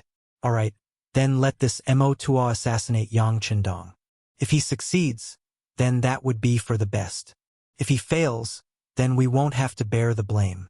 Zhu Huichun laughed a few times and said a few good words. Obviously, he had already approved of this plan in his heart. Your Highness is wise. That is how it should be. It would be best if Mo Tuo could kill Yang Qindong. Of course, in this subordinate's opinion, it would be very difficult to do so. This Duke of Loyalty has many experts protecting him. Fortunately, it doesn't matter if it doesn't work out. As long as Emota dies, all the blame can be pushed to the Jiaoji people. At that time, Your Highness only needs to send someone to explain to Yang Qindong, and you can also promise to let him seek revenge from the Jiaoji people. In this way, when two tigers fight, one will definitely be injured, and we can reap the benefits. That's right. At that time, no matter who wins or loses, they will be greatly injured. It will be much easier to deal with them. Zhu Huiyu couldn't help but nod. Seeing Yen Tao so confident, he felt gratified in his heart, but at the same time, he asked with some concern, if the assassin didn't succeed and was caught instead, wouldn't it be bad if he gave you up? For Zhu Huijin to ask such a question, it was enough to show that he had seriously considered this matter and even agreed. Yen Tao was overjoyed. He cupped his fists and said, Your Highness, please rest assured, this subordinate has already made arrangements. Once Emota attacks, regardless of whether he lives or dies, he will not be able to survive. Since Yen Tao said this, he clearly had complete confidence. Zhu Huijin relaxed. Good. Since that is the case, this prince will immediately arrange for Xuanzhou's general, Lu Dedeo, to lead 30,000 soldiers to the Guanghai Guard. First, we will take control of that place.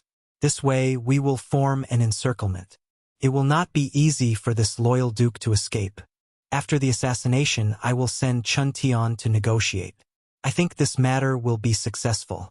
Chun Tian was known for his eloquence. He was also one of Zhu Huijin's capable officials.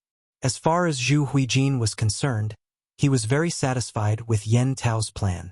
The key point was that not only could he use this opportunity to deal with Yang Qindong, even if the matter did not succeed, he could ignite the flames of war between Jiaoji and Yang Qindong.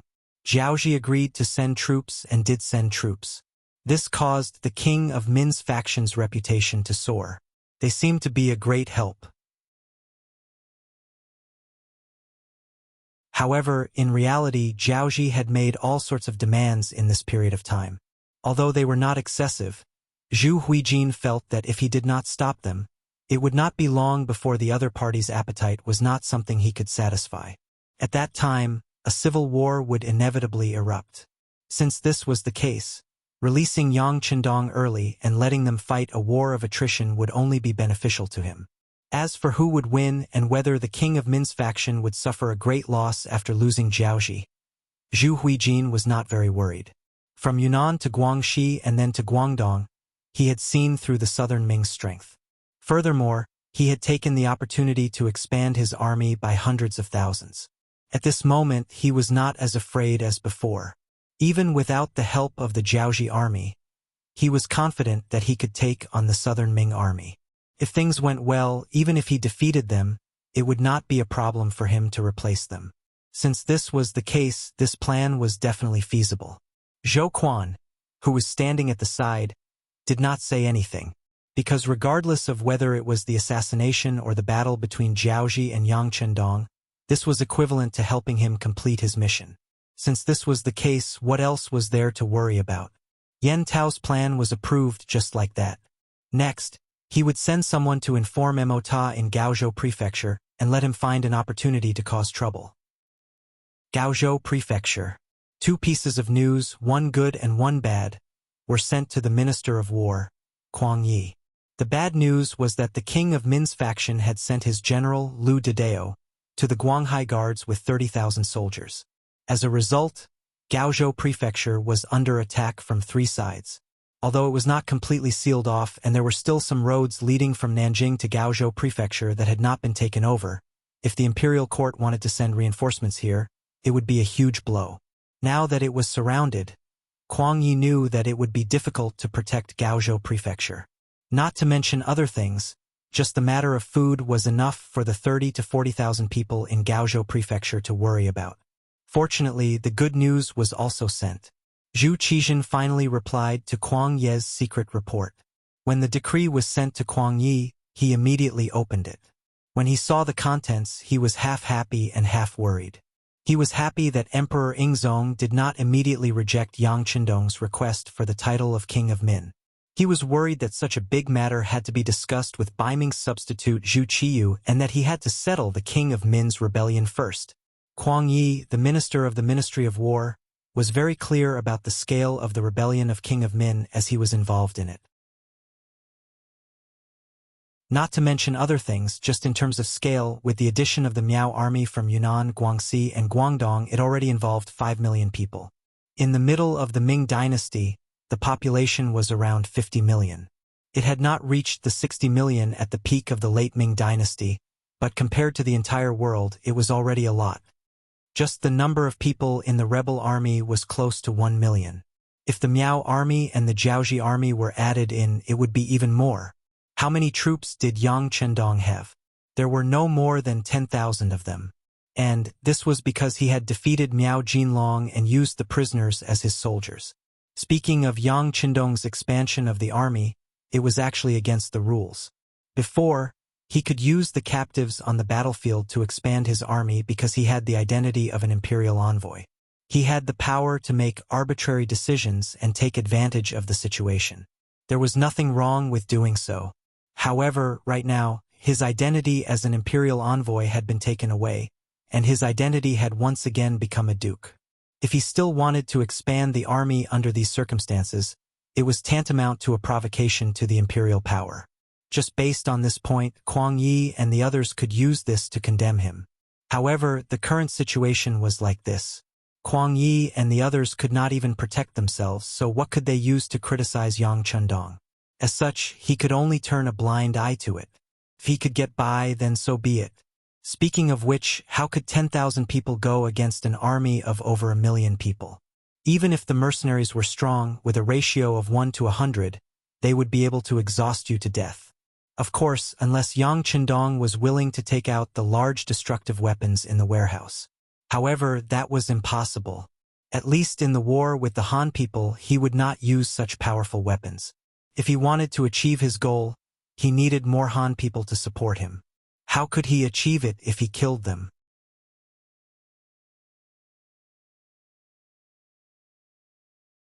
Chapter 443. Not to mention, Kuang Yi didn't know that Yang Chendong had a large warehouse and many powerful weapons from hundreds of years later. He didn't think highly of Yang Chendong just from the number of troops. Even if he believed that this army could fight, it shouldn't be like this. From this point of view, Ingzong didn't have any sincerity at all. Not to mention asking for Bai Ming's approval. That was even more impossible. Think about it, the southern Ming had internal strife. What did it have to do with Bai Ming? They couldn't wait to see a joke. In order to solve the problem, Ingzong wanted their approval to be bestowed the title of king. This was simply unrealistic. Just like when Mubin was bestowed the title of king of Shiping, why didn't he say anything to Bai Ming? Now that Yang Chendong was about to be bestowed the title of king, he remembered everything. If this wasn't artificial difficulties, then what was? Of course, these were all Kuang Ye's thoughts. As a subject of the Great Ming, he couldn't question the emperor's decision. Now, he was thinking about how to explain this matter to Yang Chendong clearly. He wasn't even sure if Yang Chendong would be angry and make things difficult for him if he read this decree. Others definitely wouldn't, but when it came to Yang Chendong, everything was possible. Kuang Yi couldn't make up his mind, so he called Guaning, Ma Wei, and Yu Guang over. He first showed them the emperor's decree, then asked with a helpless expression, "Do the 3 generals have any ideas?" After the 3 of them read it, their expressions became very ugly. They could clearly see that Ingzong didn't want to be bestowed the title of king. However, they were just some insignificant or border officials. What ideas could they have? Just like this, the 3 of them were silent for a long time. When Kuang Yi was a little impatient, Guaning carefully said, "Teacher, this matter should be discussed with the Duke of Loyalty and see if there are any other conditions. As for the location, I think Gaozhou City is more suitable." The reason why Guaning said this was because he had the same thought as Kuang Yi. He was also afraid that Yang Chendong would suddenly attack. It was different in the city. After all, this was their territory. Even if they wanted to make a move, the other party would have some scruples. Yes. Kuang Yi nodded. He understood Guanying's meaning and said, "Since that's the case, You should personally go to the mercenary camp. Regardless of whether you can meet the Duke of Loyalty or not, just tell him that you want to discuss this matter. I understand. Guanyin nodded. Cold Front Barracks. Zhu Qizhen's decision regarding Ingzong had been sent over yesterday. With a powerful eunuch like Mao Mu in the palace and the fact that this matter was not a secret to begin with, he had informed the Yangxia Security Bureau personnel in the city. Yang Qindong, who had received this information a day earlier, let out a long sigh after reading it. He knew that he had underestimated the situation. He was different from Mu Bin. Yang Qindong knew this very well. Mu Bin had only lived in Yunnan for a long time and his influence was limited there. Moreover, most of the soldiers under his command belonged to the imperial court. In other words, if he made any strange moves, those soldiers might not listen to him. However, he was different. He had the most elite mercenary army in the world. That was an existence that everyone was afraid of. In addition, when he was in Baiming, he had the ability to overthrow the Minister of Justice, Yu Shirihue. This kind of influence was not something that a mere Mu family could achieve. It was precisely because his influence was not limited to one place that it was normal for Zhu Qizhen to be on guard against him. Under such circumstances, how could Zhu Qizhen give him the title of king? If it were someone else, if he was not given the title of king, he would withdraw his troops. In any case, his headquarters was in Baiming. Now, Baiming was still very safe. At worst, he could just return to Yang village and do whatever he wanted with the outside world. However, Yang Qindong's goal was set long ago. He could not let go of this no matter what, especially since this war involved Jiaoji. Jiaoji was definitely a foreign race. He could not allow the foreign race to oppress and invade the Han people. In other words, regardless of whether Ingzong agreed to give him the title of king or not, he would not give him even the slightest benefit. If he had to send troops, he would still send troops. A bitter smile appeared on Yang Qindong's face as he felt like he was being held hostage. Then he comforted himself and said, "Forget it, no matter what. This time I've expressed my wish. When the time is right, I'll probably be bestowed the title of king." After consoling himself, Yang Qindong began to wait for Kuang Yi to talk to him. Although he could not be bestowed the title of king, he still wanted the benefits. He could not expect him to go to war without paying anything. This wait did not take long. On the second day, Guanyin came. After seeing Tiger's Mane, he told him that the minister wanted to meet with the Duke of Loyalty. He also said that he would be waiting for him in the city. Tiger's Mane naturally did not agree immediately. He only said that he would report this matter to the young master. As for whether he would go or not, it was not up to him to decide. After Guanyin left, Tiger's Mane told Yang Qindong about the matter. The sixth young master laughed heartily. "This Kuang Yi is also afraid of death. He actually asked me to meet him in the city. He is afraid that I will flip out."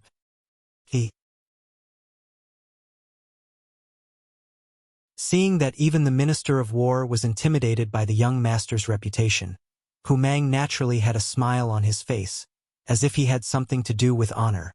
"Well, if that is the case, how about we give him face? Not only do we have to go, but we also have to go quickly. We have to act as if we are in a hurry.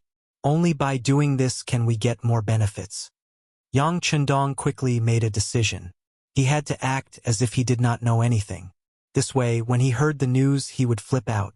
No matter what he said or did, others would be able to understand. Yang Qindong wanted to enter the city for negotiations. Tiger's Mane immediately went to arrange it. Although there should not be any danger at this time, the young master's safety was definitely the most important thing in Yangxia. There was no room for carelessness. He immediately gathered a total of 60 people from the first and second guards to be responsible for the young master's close safety. Then, he mobilized a company of elites, the Cold Front, to be responsible for the periphery. In addition, he had the Wolf Fang Special Forces and the Ghost Sniper team to secretly cooperate with him. Just like how Kuang Yi was guarding against Yang Qindong, how could they not be on guard against each other? After doing these things, Tiger's Mane reported the situation to Yang Qindong. He just nodded slightly to show that he understood and did not say anything. This was the concern of his subordinates. Of course, he had to accept it. After all, if something really happened to him, then the world would really be in chaos. When Tiger's Mane reported, as the first wife, Hu Yan, was tidying up Yang Qindong's clothes. They had been married for more than a year, and Hu Yan had completed the transformation from a little girl to a qualified wife. Her behavior was more natural and graceful. From a girl in the Hu family to Yang Qindong's wife, Hu Yan did not feel too uncomfortable. Of course, this was because of Yang Qindong's protection, but at the same time it was also because there were no parents-in-law. Without anyone to control her, she could obtain the greatest power as soon as she came in. When she did things naturally, she did not have to worry too much. It had been smooth sailing, especially after Yang Qindong treated her very well after marriage. This made Hu Yan very satisfied. Even so, she still had a regret in her heart. That was, after such a long time, she was still not pregnant with her husband's flesh and blood. In this era, there were 3 ways to be unfilial, and the worst was to have no descendants. One could imagine how much pressure she was under. If it were not for Yang Qindong repeatedly emphasizing that now was the time of war, and the environment was not conducive to having children, and if it were not for the other 3 wives who were also not pregnant, she was afraid that she would not have been able to resist. Naturally, Hu Yan did not know that the lack of children was partly caused by Yang Qindong. He did his best to take various measures in the bedroom. Of course, it was not that he did not want children, but for the sake of the wives. He remembered reading a book in his later life, which said that the best age for a woman to conceive was between the ages of 22 and 23. At that time, a woman's body was at its best. Now, none of the wives were over 20, so he was not in a hurry. Of course, if they were really pregnant by accident, he would be very happy and attach great importance to it. She carefully helped Yang Qindong put on the iconic set of green clothes and looked around. When she was sure that everything was fine, Hu Yan nodded with satisfaction. Yes, my 6th son is handsome. Haha, don't praise yourself like this. Listening to Hu Yan's sigh, Yang Qindong could not help but be happy. Even if he had a calm heart, it made him very happy to be praised by the person he loved. Seeing that Yang Qindong seemed to be in a good mood, Hu Yan opened her mouth, but did not say anything. Yang Qindong saw her hesitant look. What's wrong? Is there anything that can't be said between us? Since Yang Qindong asked, Hu Yan said with some embarrassment, 6th son, it's like this. We also want to enter the city to have a look. Sister Shui has mentioned this to me twice, but considering that you have been busy, she did not mention it. Today you enter the city and take us in to have a look. Don't worry, we know what to do and will bring guards with us. Besides, with Tai Qingyi and the others, no one will be blind enough to provoke us. It was no wonder that Hu Yan would have such a request. After all, she was a woman who was not even 20 years old. At first, she was excited and curious about staying in the military camp every day. But after a long time, it was inevitable that she would feel bored. Therefore, a while ago, 3rd Madame Shui had asked if she could go to Gaozhou Prefecture. Considering that she did not want to cause trouble for her husband, Hu Yan refused. However, seeing that Yang Qindong was going to enter the city today, she wondered if she should go with him. After all, not only did she want to go, but so did Sister Shui. Even if it was for Sister Shui's sake, she should say this idea.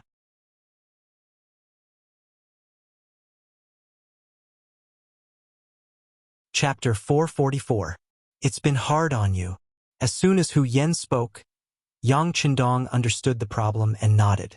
Then let's go into the city and take a look. Tiger's Mane, tell Tai Qingyi and the others to prepare. Also, assign the first guard to the 2 madams. It's better not. Captain Tai and the others are enough. The first guard should stay by your side. Hu Yan said with a look of refusal. It's okay. The second guard has been trained long ago. Captain Dao Shao has complained to me more than once that they have the ability to shoulder the burden alone. Now, let's give them a chance. Besides, as long as Kuang Ye's head is not kicked by a donkey, they will definitely not dare to make things difficult for me. Ha. Hearing Yang Qindong's last witty words, Hu Yan covered her mouth and chuckled. She knew that her husband was doing this for her own good and also showing his concern, so she agreed. Okay, then I will tell Sister Shui the good news and make her happy. After Hu Yen finished speaking, she really left the tent. When she left, her face was very happy. Looking at this scene, Yang Qindong could not help but sigh. It was good to be young. Yang Qindong was still very satisfied with the relationship between the madams, but he also knew that it could not be like this forever. Once they were older, their thoughts would be more mature. Once they had children, conflicts of interest would naturally appear. Once he really created something big, it would be a question of who would inherit and how much would be inherited. At that time, it would be impossible for them to be as close as they were now. But after thinking about it, Yang Qindong quickly shook his head. That was still a very distant matter. There was no need to think so much now. It was better to think about the meeting with Kuang Yi first. After receiving the information about Nanjing yesterday, Yang Qindong knew that after being disappointed, he also understood his position in Zhu Qizhen's heart.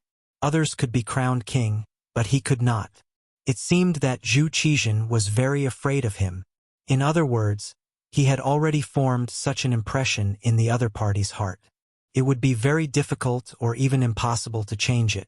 Even if he disbanded the mercenaries now, it would only be a temporary peace. It would be impossible for him to live in peace forever. Once they seized the opportunity and created something that could be used against them, it would be the time for the army to be locked up. In the final analysis, Yang Qindong had already seen that Zhu Qizhen would not tolerate him after testing him with the king bestowment request. Since that was the case, there was no need for him to harbor any illusions. He would directly reveal his powerful side.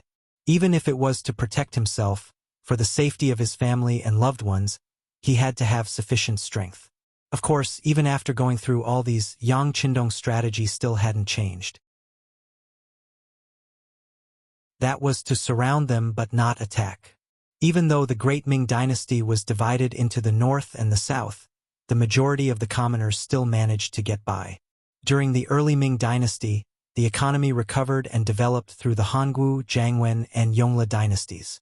During the Renzong and Xuanzong dynasties, the economy prospered. During the Mingren dynasty, they stopped purchasing and redressed grievances.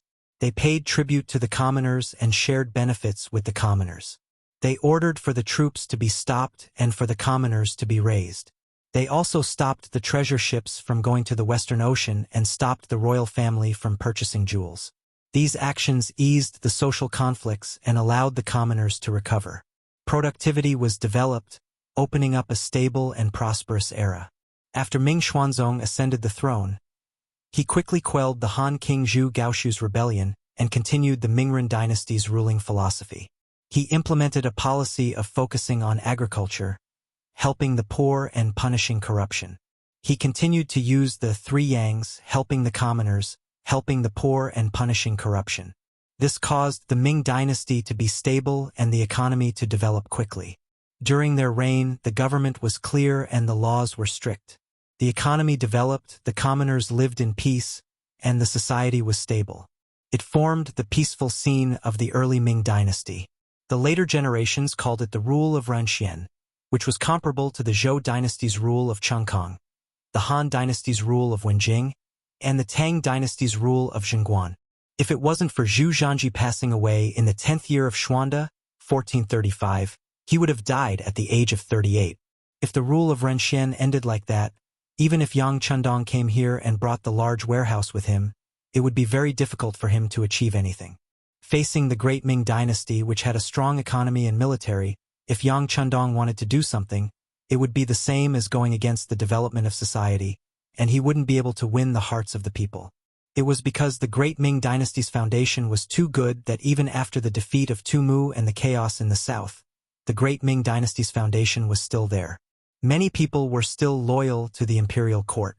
Especially in the hearts of the commoners, the Great Ming dynasty was still very strong and was worth relying on. Under such an environment, even if Yang Qindong could take down the southern Baiming emperor and rule the imperial court, it was inevitable that the commoners would complain. There would even be many people who would rise up against him. If that was the case, then the Han people would fight amongst themselves. This was definitely not something that Yang Chendong wanted to see. He still wanted to lead them to unify the world. In the future, they would feel extremely proud to be born into a Han family. Just like the Americans in the future, they were arrogant wherever they went. In other countries, if something happened to the Americans, the local government's attention would be completely different. This was the benefit that strength brought to the commoners. Yang Chendong pursued an existence that was higher than the Americans. The place that he wanted to conquer was too big, and he needed countless pure Han people to rule it. Once the consumption in the Great Ming Dynasty was too great, even if he had the territory, there would be no reliable people to manage it. With this, he couldn't start a civil war in the Great Ming Dynasty's territory, where the Han people lived for a long time. Thinking of this, Yang Chendong shook his head lightly. He believed that Zhu Qizhen definitely didn't know about his thoughts. Not only him, but other people also didn't know. They didn't even dare to think about it. However, it was undeniable that although Zhu Qizhen didn't know what he was thinking, this kind of pressure made him unable to fight back and could only admit defeat. Of course, while helplessly admitting defeat, Yang Chendong also had to actively ask for benefits. As long as it wasn't too excessive, the other party would definitely agree.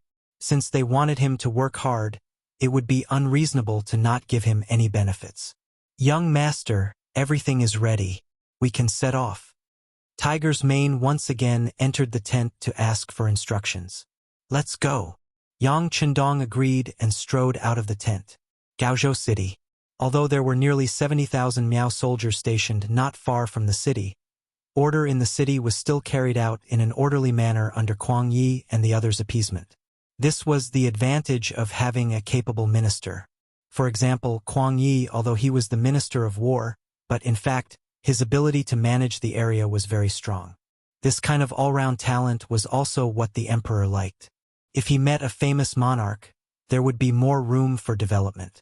Speaking of which, if it wasn't for Kuang Yi being too old and his thinking being too rigid, even Yang Chendong would have wanted to tie him up and send him to Qiqian City to be modified for his own use. Under the city tower of Gaozhou City, the city gate was opened. It was no longer closed like before. However, unlike before, when the city gate was opened, the citizens couldn't casually leave the city. There were only a few Ming soldiers guarding here. Along with them were Kuang Yi, Guaning, Ma Wei, Yu Guang, and the others. The reason they appeared here was naturally to welcome Yang Chendong. When they saw the army in camouflage from afar, Kuang Yi and the others tidied up their official robes and looked forward with anticipation. This time, although Yang Chendong's wish of being named king did not come true, this did not affect Kuang Ye's view of him. In their hearts, if there was anyone who could resolve the crisis in the southwest of the southern Ming Empire, it would definitely be Yang Chendong. However, the emperor did not agree to being named king. As the minister of war, Kuang Yi could only obey. While taking advantage of today's opportunity to send the imperial edict, he also hoped to persuade Yang Chendong to focus on the overall situation. Even if the emperor didn't promise him, if he had a good performance, it might not be impossible for him to be crowned as a prince. Of course, even Kuang Yi himself did not have confidence in such a conversation. Even though he was the Minister of War and had the position of Grand Tutor of the Crown Prince, a lower rank one official, when he saw the iconic luxurious carriage arrive, he couldn't help but feel nervous. Although Yang Chendong was only 21 years old, in Kuang Ye's heart, he was someone of the same generation. This was because this person was too smart. When discussing matters with such a person, it was better to avoid all petty tricks. It was better to be more sincere and perhaps get a good result. The luxurious carriage was getting closer and closer. When it was 300 meters away from Gaozhou City's gate, a company of elites had already rushed forward and took over the city's defense. After discovering that there was no danger, they made a gesture to signal that it was safe. Then, the luxurious carriage continued forward until it arrived in front of Kuang Yi and the others. When Kuang Yi saw how careful Yang Chendong was, he couldn't help but sigh in his heart. He knew that this was not because Yang Chendong was afraid that he would set a trap. Yang Chendong just wanted to use this method to tell him that their relationship was not as close as before. Even if he wanted to make a request, he should have some sense of propriety. In the end, the carriage stopped in front of Kuang Yi and the others. Then, the tall Beta Persei stretched out and opened the carriage's curtains. Then Yang Chendong, dressed in green, walked out. Compared to the Yang Chendong he saw a while ago, this time, his complexion was much rosier and he seemed to be more energetic. Of course, it was not comparable to when he was at his best. But the more he looked like he had just recovered from a serious illness, the more it could be used as proof that he had indeed been seriously ill before.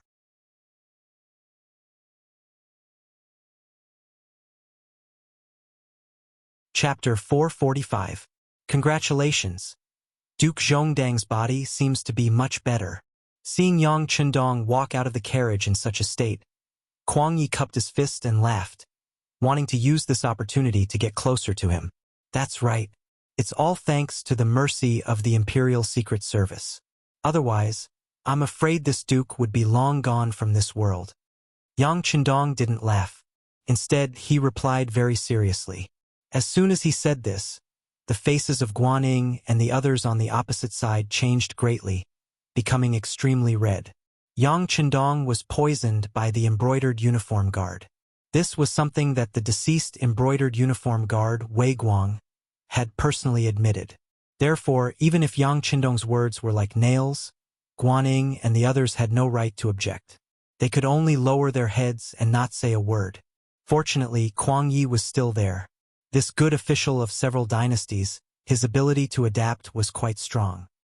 He said with a serious face, "This old man has already reported to the emperor about the embroidered uniform guard's audacity to secretly harm a meritorious official. The embroidered uniform guard has already been punished, and a few of them have been removed from their positions. This can be considered the emperor giving justice to Duke Zhongdang." This matter was not something that Kuang Yi was talking nonsense, it really happened. However, only Zhu Qixin himself knew whether those who had been removed from their positions had truly lost their power, or if they were just putting on an act. Yang Chendong, who also received the news, heard Kuang Ye's words. His originally serious face had a trace of a smile. Then he cupped his fist towards the direction of Nanjing and said, "Then this duke thanks the emperor for his kindness." There was not much respect in his words. If there were other eunuchs present, it would be inevitable for them to scold him. However, in Kuang Ye's eyes, all of this could not be more normal. What? He had suffered a little grievance, and he was not happy to say a few words to vent it. As long as Yang Chendong was happy and was willing to help the Southern Ming Empire, which was in dire straits, it didn't matter how harsh the words were. Furthermore, Yang Chendong hadn't even said anything. He was just being a little disrespectful. Speaking of which, the word respect should be kept in one's heart and not spoken out loud. Who did not know how to say nice words? Would words like that really count? Kuang Yi had his own judgment, so at this moment, he did not show anything. Instead, he generously made a gesture to the people behind him. Yang Chendong did not stand on ceremony and walked side by side with Kuang Yi. The two of them chatted and laughed as they walked towards the capital of Gaozhou. Naturally, there were hundreds of elites of Lung Feng following behind him.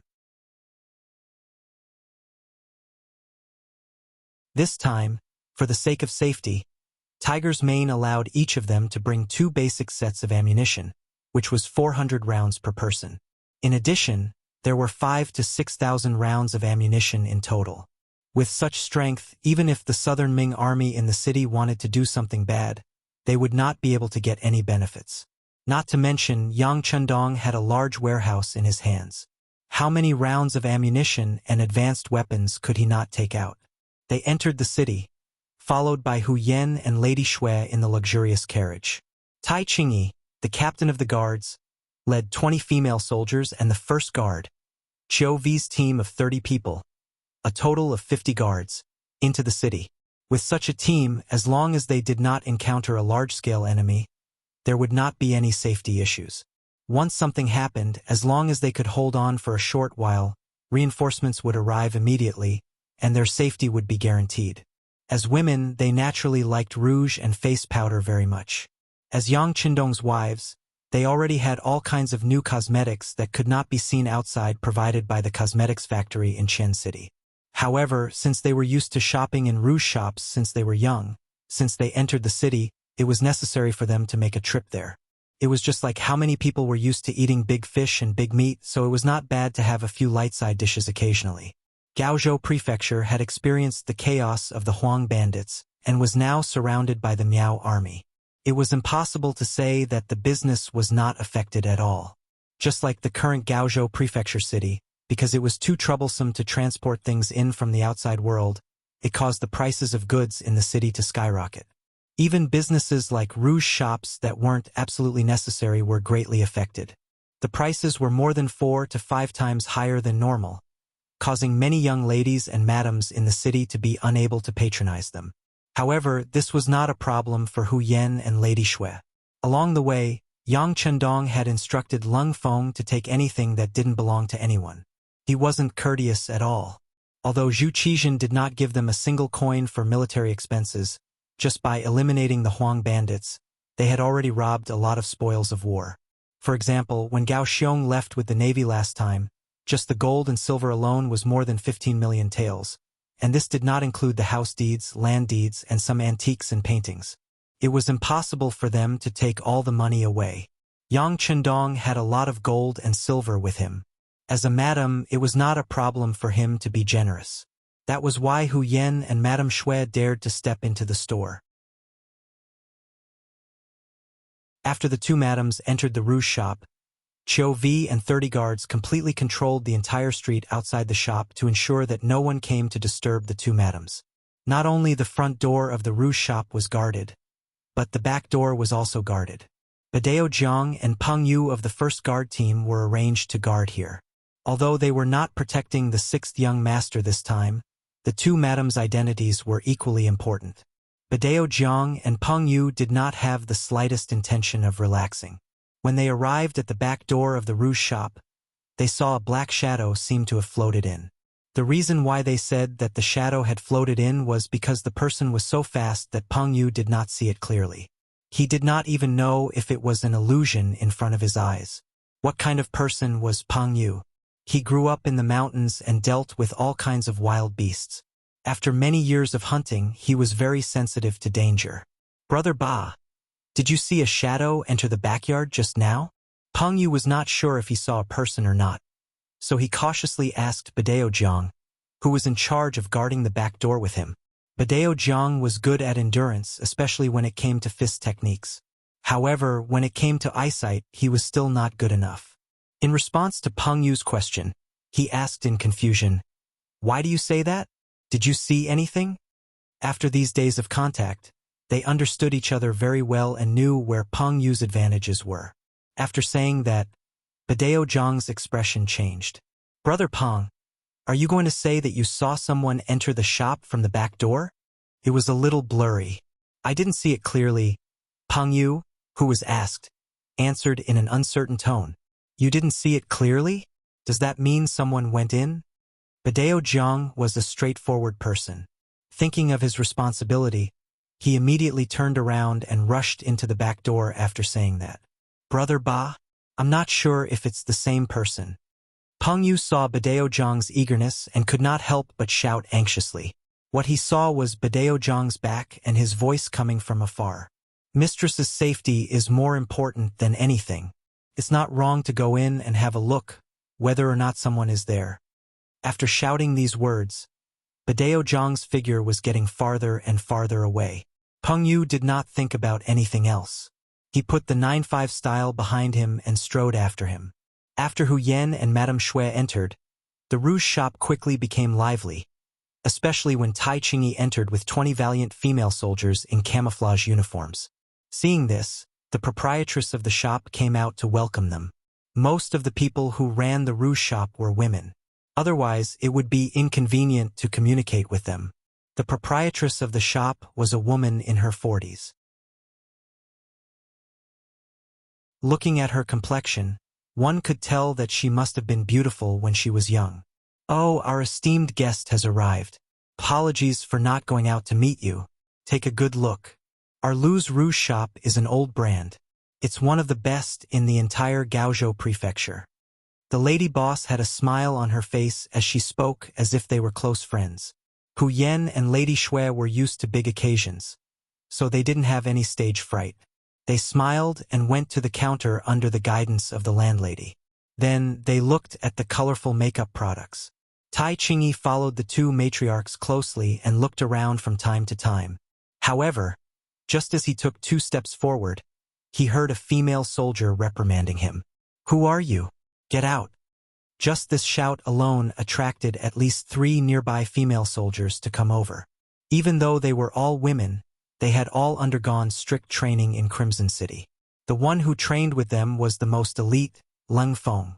Therefore, their skills were not any weaker than Lung Feng's. It was just that their strength was lacking. Under the shout, an unprepossessing man had already pulled out a sharp dagger from his waist and rushed in the direction of the counter. The man's speed was very fast and his strength was even greater. Just by getting close to her, he had already pushed the female soldier who had first noticed him and called out to him to the side. When the flying figure landed, it directly smashed a wooden chair that was meant for guests to rest on into smithereens. However, what the man did not expect was that after he pushed one person away, another woman rushed in from the front, left, and right. Instantly, the situation became 1 against 3. Women? Why are there so many women? He spoke awkwardly in the Central Plains language. Then, he raised his knife and slashed at the 3 women in front of him. All of this happened too quickly. The 3 female soldiers were caught off guard. The saber slashed the arm of one of the female soldiers, causing a stream of blood to spurt out.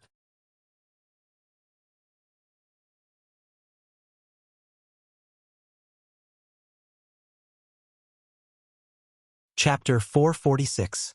With one successful move, the man flew up and kicked at the other female soldier. He thought it would be easy for him to hurt another person with this quick kick. However, he didn't expect that the person in front of him would move.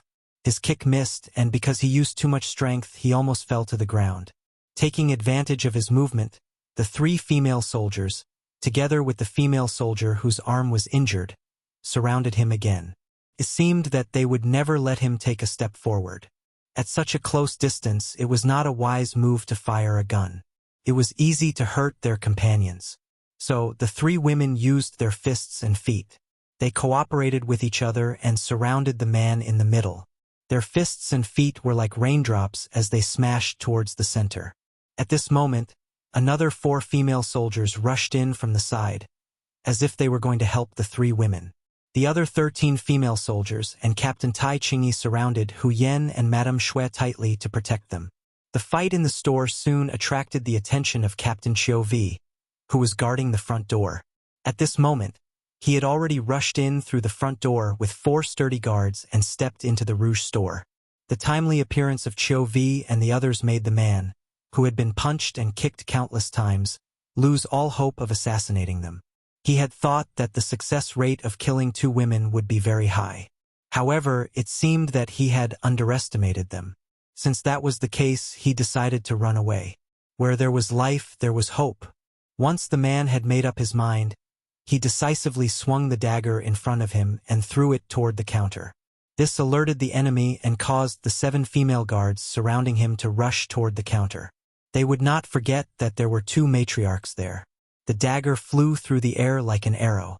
However, just as it was about to reach the counter, Tai Chingy jumped up and grabbed it in midair. His voice was heard before his body landed on the ground. "Go after him. Don't let him escape." Only then did the 7 female soldiers stop and turn around, wanting to give chase. However, after 2 breaths of time, the man was nowhere to be seen. Just when they thought that the assassin would definitely run far away, with a muffled bang, a figure flew back from the side door. After taking a closer look, who else could it be if it wasn't the assassin just now? After landing on the ground, the killer looked pained. Obviously, he was beaten back, and the person who hit him was so strong that he lost his strength for a moment. As soon as he landed on the ground, he wanted to stand up and fight, but 2 steel blades flashing with white light were already placed on his neck.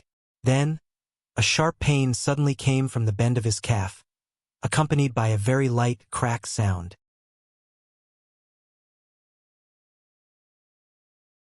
The person who kicked him was Chiu Vi, the captain of the first guard. Needless to say, his entire left calf was crippled by this kick. Cho Wu led his men to restrain the assassin. It was at this moment that Badao Jiang and Peng Yu appeared from the side door. Clearly, it was because of their timely arrival that the assassin was forced to retreat and heavily injured to the ground. Seeing that Ba Dao River's Peng Yu had also come out, Captain Cho Wu nodded his head approvingly. Clearly, he was very satisfied with their performance. Then, he looked around with a serious expression and said, "It's dangerous here. Let's get out of the city first and send a signal to the outside." After Qiu Vi said that, Tai Qingyi led a group of female guards to cover Hu Yen and Madame Shui and walked out of the rouge shop. The landlady and the 3 waitresses in the shop were also carried out by the other guards. 2 guards escorted the killer, who had lost the ability to move his left leg, out of the rouge shop. However, just as the other guards were approaching them, suddenly, an arrow pierced through the air. Out of instinct, Qiu Vi shouted, "Protect the madam!" Then he led the others toward Hu Yen and Madame Shui. As it turned out, it was a false alarm. The arrow was not aimed at anyone else but at the assassin. Because he was not prepared, the arrow hit him in the chest. In just a breath, the wounded killer died with black blood flowing out of his 7 orifices. The arrow is poisonous.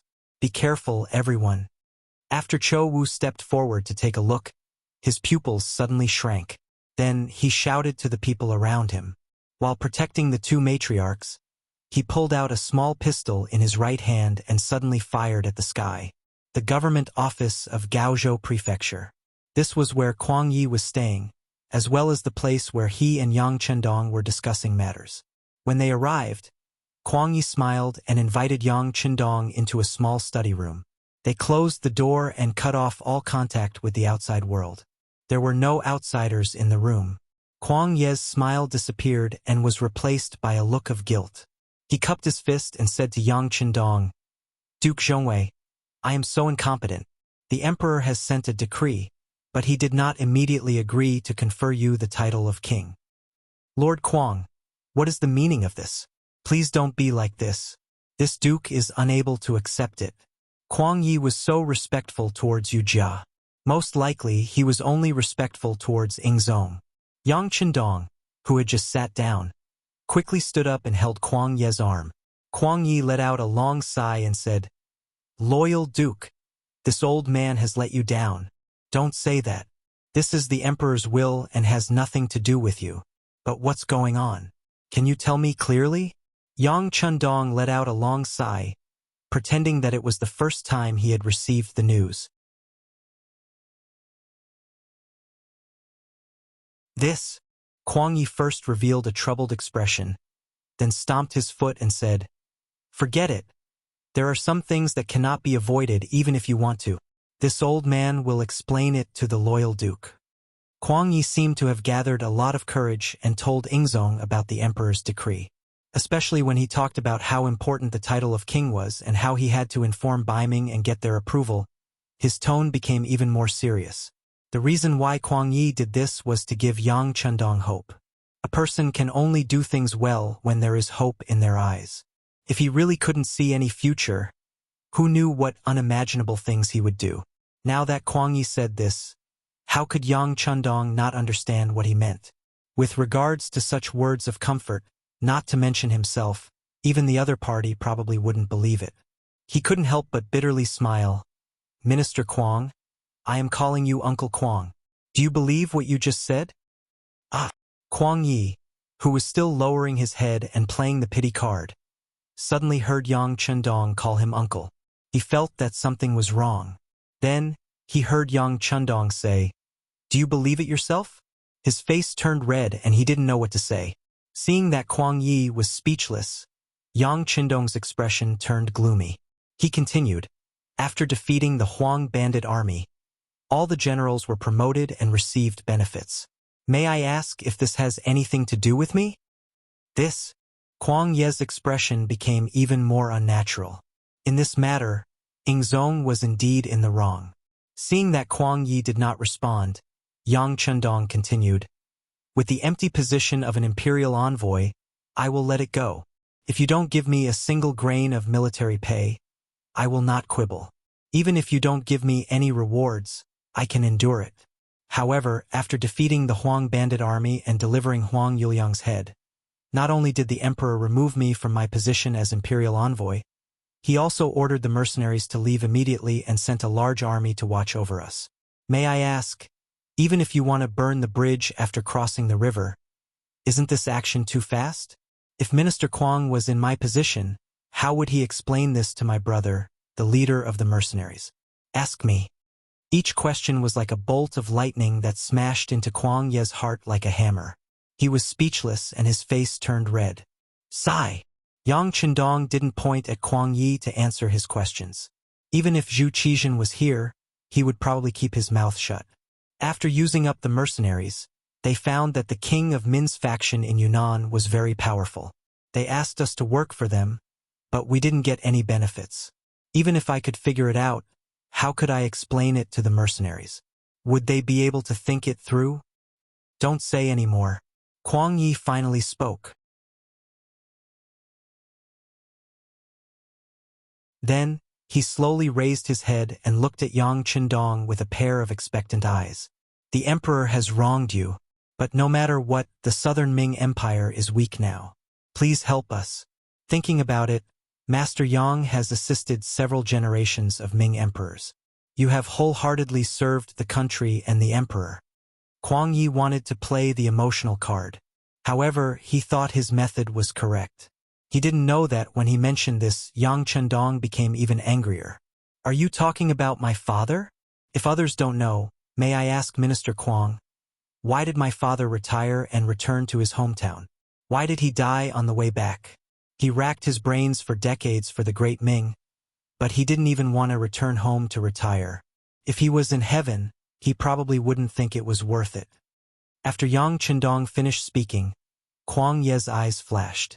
He didn't expect that Yang Qindong was still defending his father. If this was the case, then the problem was serious.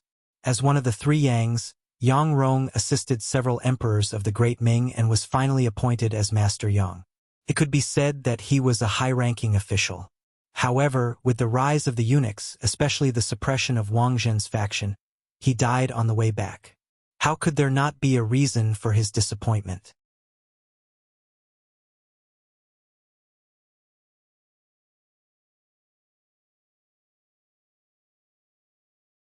Chapter 447. Because of this matter, Kuang Yi felt that it was unfair, but he only thought about it in his heart. After all, even if it was him, if he offended Wang Zhen, he would not have a good ending. However, so many years had passed after all. He originally thought that Yang Qindong would have forgotten about it, but now it seemed that he was still a son. How could he dare to forget about his father's matter? In that case, could it be that this person's resentment towards the Great Ming dynasty ran so deep? If that was the case, then things would be difficult to handle. Some thoughts, once born, would be like demons haunting one's body. It was difficult to get rid of them. Kuang Ye's expression changed again and again. He was still trying to analyze what Yang Qindong wanted to do. But at this moment, the sixth young Master Yang spoke again. Forget it, that was a long time ago. Let's not talk about it. But Minister Kuang, do you think I will repeat my father's old path? Yang Qindong's face was very serious, which made Kuang Ye's heart tremble. Old path? Could it be that when one was old, one would be ostracized, oppressed, or even leave helplessly and die in a foreign land? This was probably an outcome that no one wanted to see. Thinking about it carefully, although Zhu Qizhen did not persecute Yang Rong with Wang Zhen, he really did not help much. He only carried out the slogan of not being punished. It was like this in the past. Now that Yang Qindong had become so powerful and feared, how would he be treated when he lost his power? It was no wonder that Yang Qindong wanted to be conferred the title of king. After all, if he really became a king with a different surname, it meant that he would have more protection. For example, he could build a king's residence according to the rules and even have his own guards. Perhaps this way he would be safer. Every man for himself, and the heavens take the hindmost. Yang Qindong thought about the future when he was powerful. This was called scheming and astute, which was very normal. But facing such a question, Kuang Yi did not know how to answer. Fortunately, Yang Chendong didn't want him to answer, he just asked a question. Through this matter, he wanted to tell Kuang Yi why he wanted to be king. It wasn't because he was ambitious, but because he wanted to find a guarantee. All right, Minister Qi, let's not talk about these issues. Since His Majesty has begun to seriously consider it and has contacted His Majesty Baiming, what's wrong with me waiting for news? But it doesn't seem to be enough to make the mercenaries work hard. Of course, Kuang Yi knew that this so-called serious consideration was nothing more than a pretense to give an answer to Yang Qindong's request. But in fact, it was impossible for this matter to pass. No matter if it was Ing Zong or Dai Zong, they wouldn't want to see the rise of a king with a different surname. He believed that Yang Chendong must be able to see through this. Otherwise, he wouldn't have achieved so much in such a short period of time. The reason why he said this was just because he saw through it and didn't say it out loud. This was a smart person. As for the next mention that it wasn't enough, Kuang Yi knew that the other party was a little moved, or he wanted to continue to make more contributions and save more capital. He also answered this sentence very happily. Of course it isn't just these. If Minister Qi has any request, you can put forward it. As long as it is within this old man's ability, I will definitely speak to His Majesty. Well, then let's see the sincerity first. As far as I know, Songjiang Prefecture, in history, there is a saying, first Songjiang Prefecture, then Shanghai Bund. Songjiang Prefecture is the predecessor of Shanghai, originally had a shipyard, but it is now idle. There are many ships that have been in the water, as well as those that have not been in the water yet. There are also many iron ore and steel there. Now, there is not much use for them to be placed there. It just so happens that the mercenaries need these. I have also received news from the mercenary leader that they want to get these things. This should not be a problem. The Ming dynasty banned the sea. Regarding this policy, although after Zhu Qizhen went to Nanjing and became the emperor of the southern Ming dynasty, there was already news that he wanted to remove this restriction. After all, there were still many opportunities at sea. Especially in the past, the great Ming dynasty's navigation industry was very developed. Once it was opened, it would bring a lot of benefits to the southern Ming dynasty. If it weren't for the sudden outbreak of war in the south, the problem would have been solved by now. The timing of Yang Qindong's suggestion was extremely accurate, which also made it impossible for Kuang Yi to refuse. What's wrong? You didn't agree to his request before and used all kinds of reasons to delay it. Now that he said that he wants something that you don't want, you still have the nerve to refuse? If this is also fine, then don't ask him for help if you have any problems in the future. Mutual assistance was the key. It was the key to sustainable development. Only giving without any return, this kind of relationship wouldn't last long. Kuang Yi only thought about it in his mind and nodded. I can't give an answer now, but it shouldn't be a big problem. In short, this old man will do his best. That's good. Let's wait for this matter to be done. After the mercenaries can pull the steel from Songjiang Prefecture, then let's talk about how to deal with the current situation. When Yang Qindong heard Kuang Ye's words, he knew that the matter was mostly done. He relaxed his body and leaned back on the wooden chair behind him. That's natural. It's just that the current situation seems to be extremely unfavorable to us. If it's possible, if the mercenaries take action a day earlier, I'm afraid that we can save many people from the abyss of suffering. Kuang Yi thought about whether he could persuade Yang Qindong to take action first. At least, he could stand out and attract attention and relieve the pressure of the southern Ming dynasty's army. It was just that Yang Qindong saw through such a scheme at a glance. Minister Kuei, the mercenaries don't belong to me. Ah, that's right, that's right. Then I will immediately report the situation here to the emperor. If it's urgent, it shouldn't take long for the news to come back. Kuang Yi was reminded that this matter was brought up by the leader of the mercenaries. If it wasn't resolved, would the mercenaries take action easily? Even if it was Yang Qindong, he would not have the strength to do so. Of course, Kuang Yi wouldn't think that the real leader of the mercenaries was Yang Qindong. Firstly, the other party was too young. Whether it was Baiming or the southern Ming dynasty, They had investigated his past and didn't find anything strange about him. Secondly, the mercenaries were too powerful, especially when they had extremely advanced firearms in their hands. How could such things be created by a young man? Although it was ridiculous to say that saving a life could command the mercenaries, no smart person would believe it. Most likely, someone wanted to borrow Yang Qindong's hand to make the mercenaries famous.